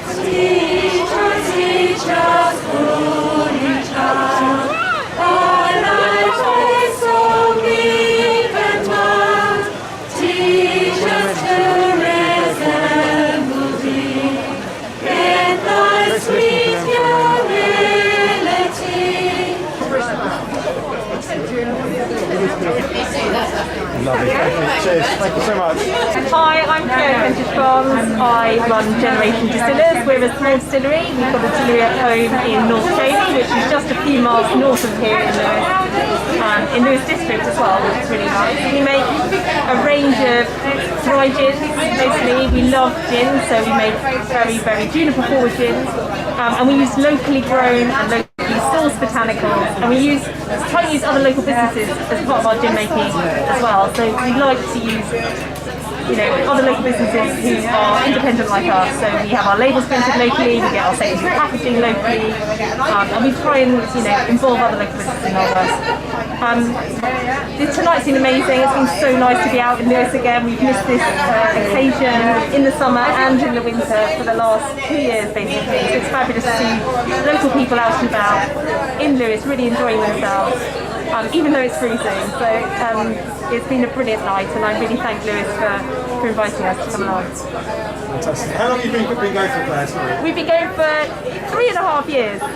Yeah. What decided for you to set up your business? So tell us. Oh, it's a bit of a long story, but so my husband's a master brewer. I was in banking. We put our heads together, bought a property with loads of potential for starting a business, and thought we'd build a brewery, to be honest, at the start. But very quickly that changed into making gin as a starter. We put our first whiskey through recently as well, so we're expanding our range over the long term. But we're both really passionate about distilling, the art and the science behind brewing and distilling. And so that's what drew us to do this for ourselves, really. So how's it been through lockdown? Is it been impacted operations, or have you managed to keep going? So we've managed to keep going really well. We've got a really, really great local following, so we've been doing a lot of local deliveries.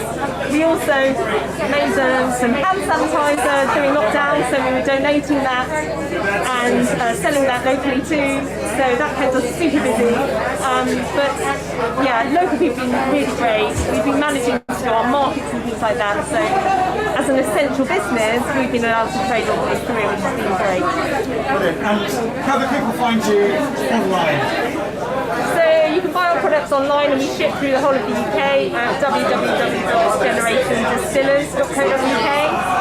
Locally in Lewis, we're stocked at Harvey's, we're stocked in loads of really good farm shops around here as well, Holman's Bridge and places like that. And you can probably have a sip of our gin at some of the local pubs and restaurants too.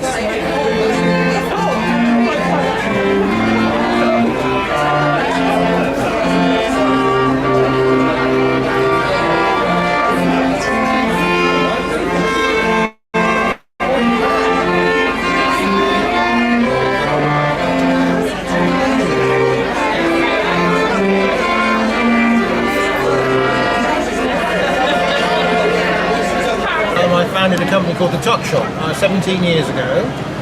We've imported hundreds of tuk-tuks, of course well known in Brighton and lots of other cities around the UK. We've recently moved into electric, so this is our latest model. We've done 70 miles. This one's recently, we drove it from London to Brighton in the inaugural electric vehicle rally, which was quite exciting a few weeks ago. And tonight obviously we're giving some free rides to the lovely residents of Lewis.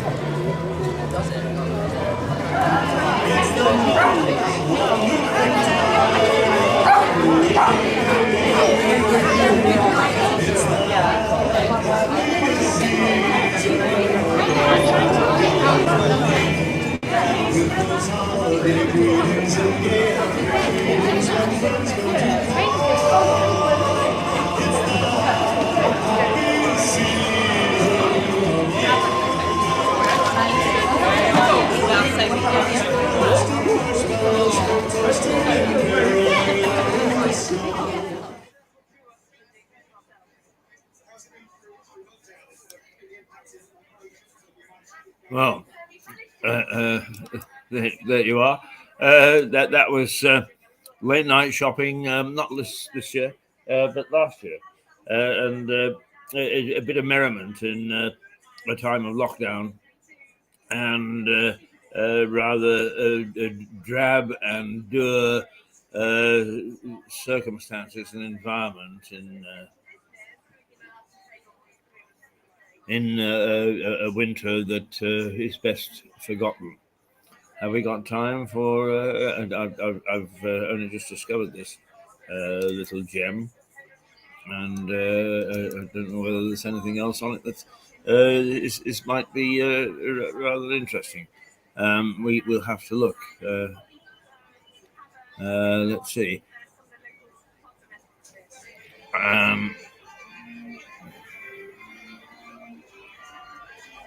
Well, there's one that says latest Christmas or Christmas there. There's Christmas Eve, the latest Christmas, and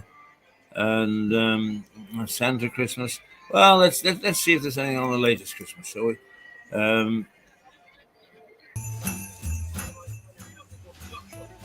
Merry Christmas.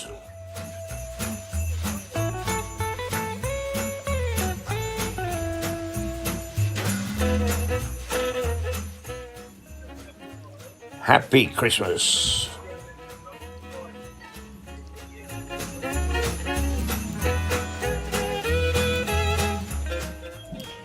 Jolly Christmas.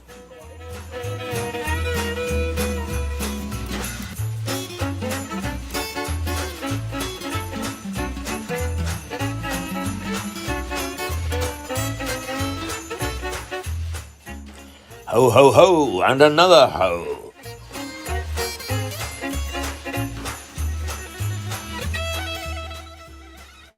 Joyeux Noel, as they would say in Yorkshire.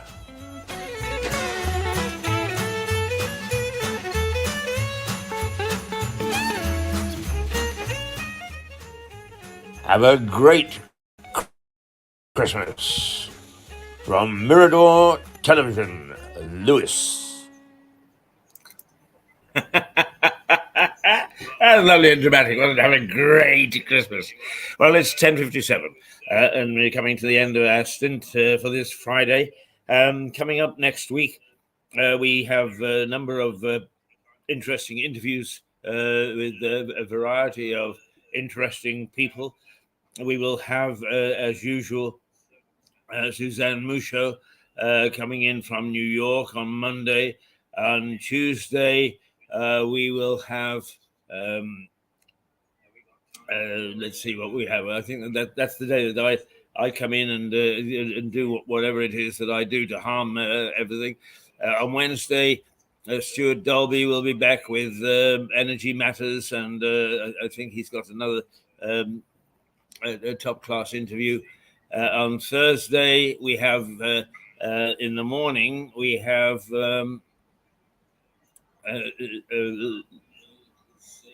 Liza Page and Max Head. Heard is the alternative view, and that evening we will have a Christmas carol do here in the hotel with the Paddock Singers, who are going to give us between 7 and 10 a little carol here and a little carol there, and there'll be a glass of wine floating around, and that is in the White Hart, in what used to be known as the Farmer's Bar. It is now the main lounge at the front of the hotel, so keep your eye open for that.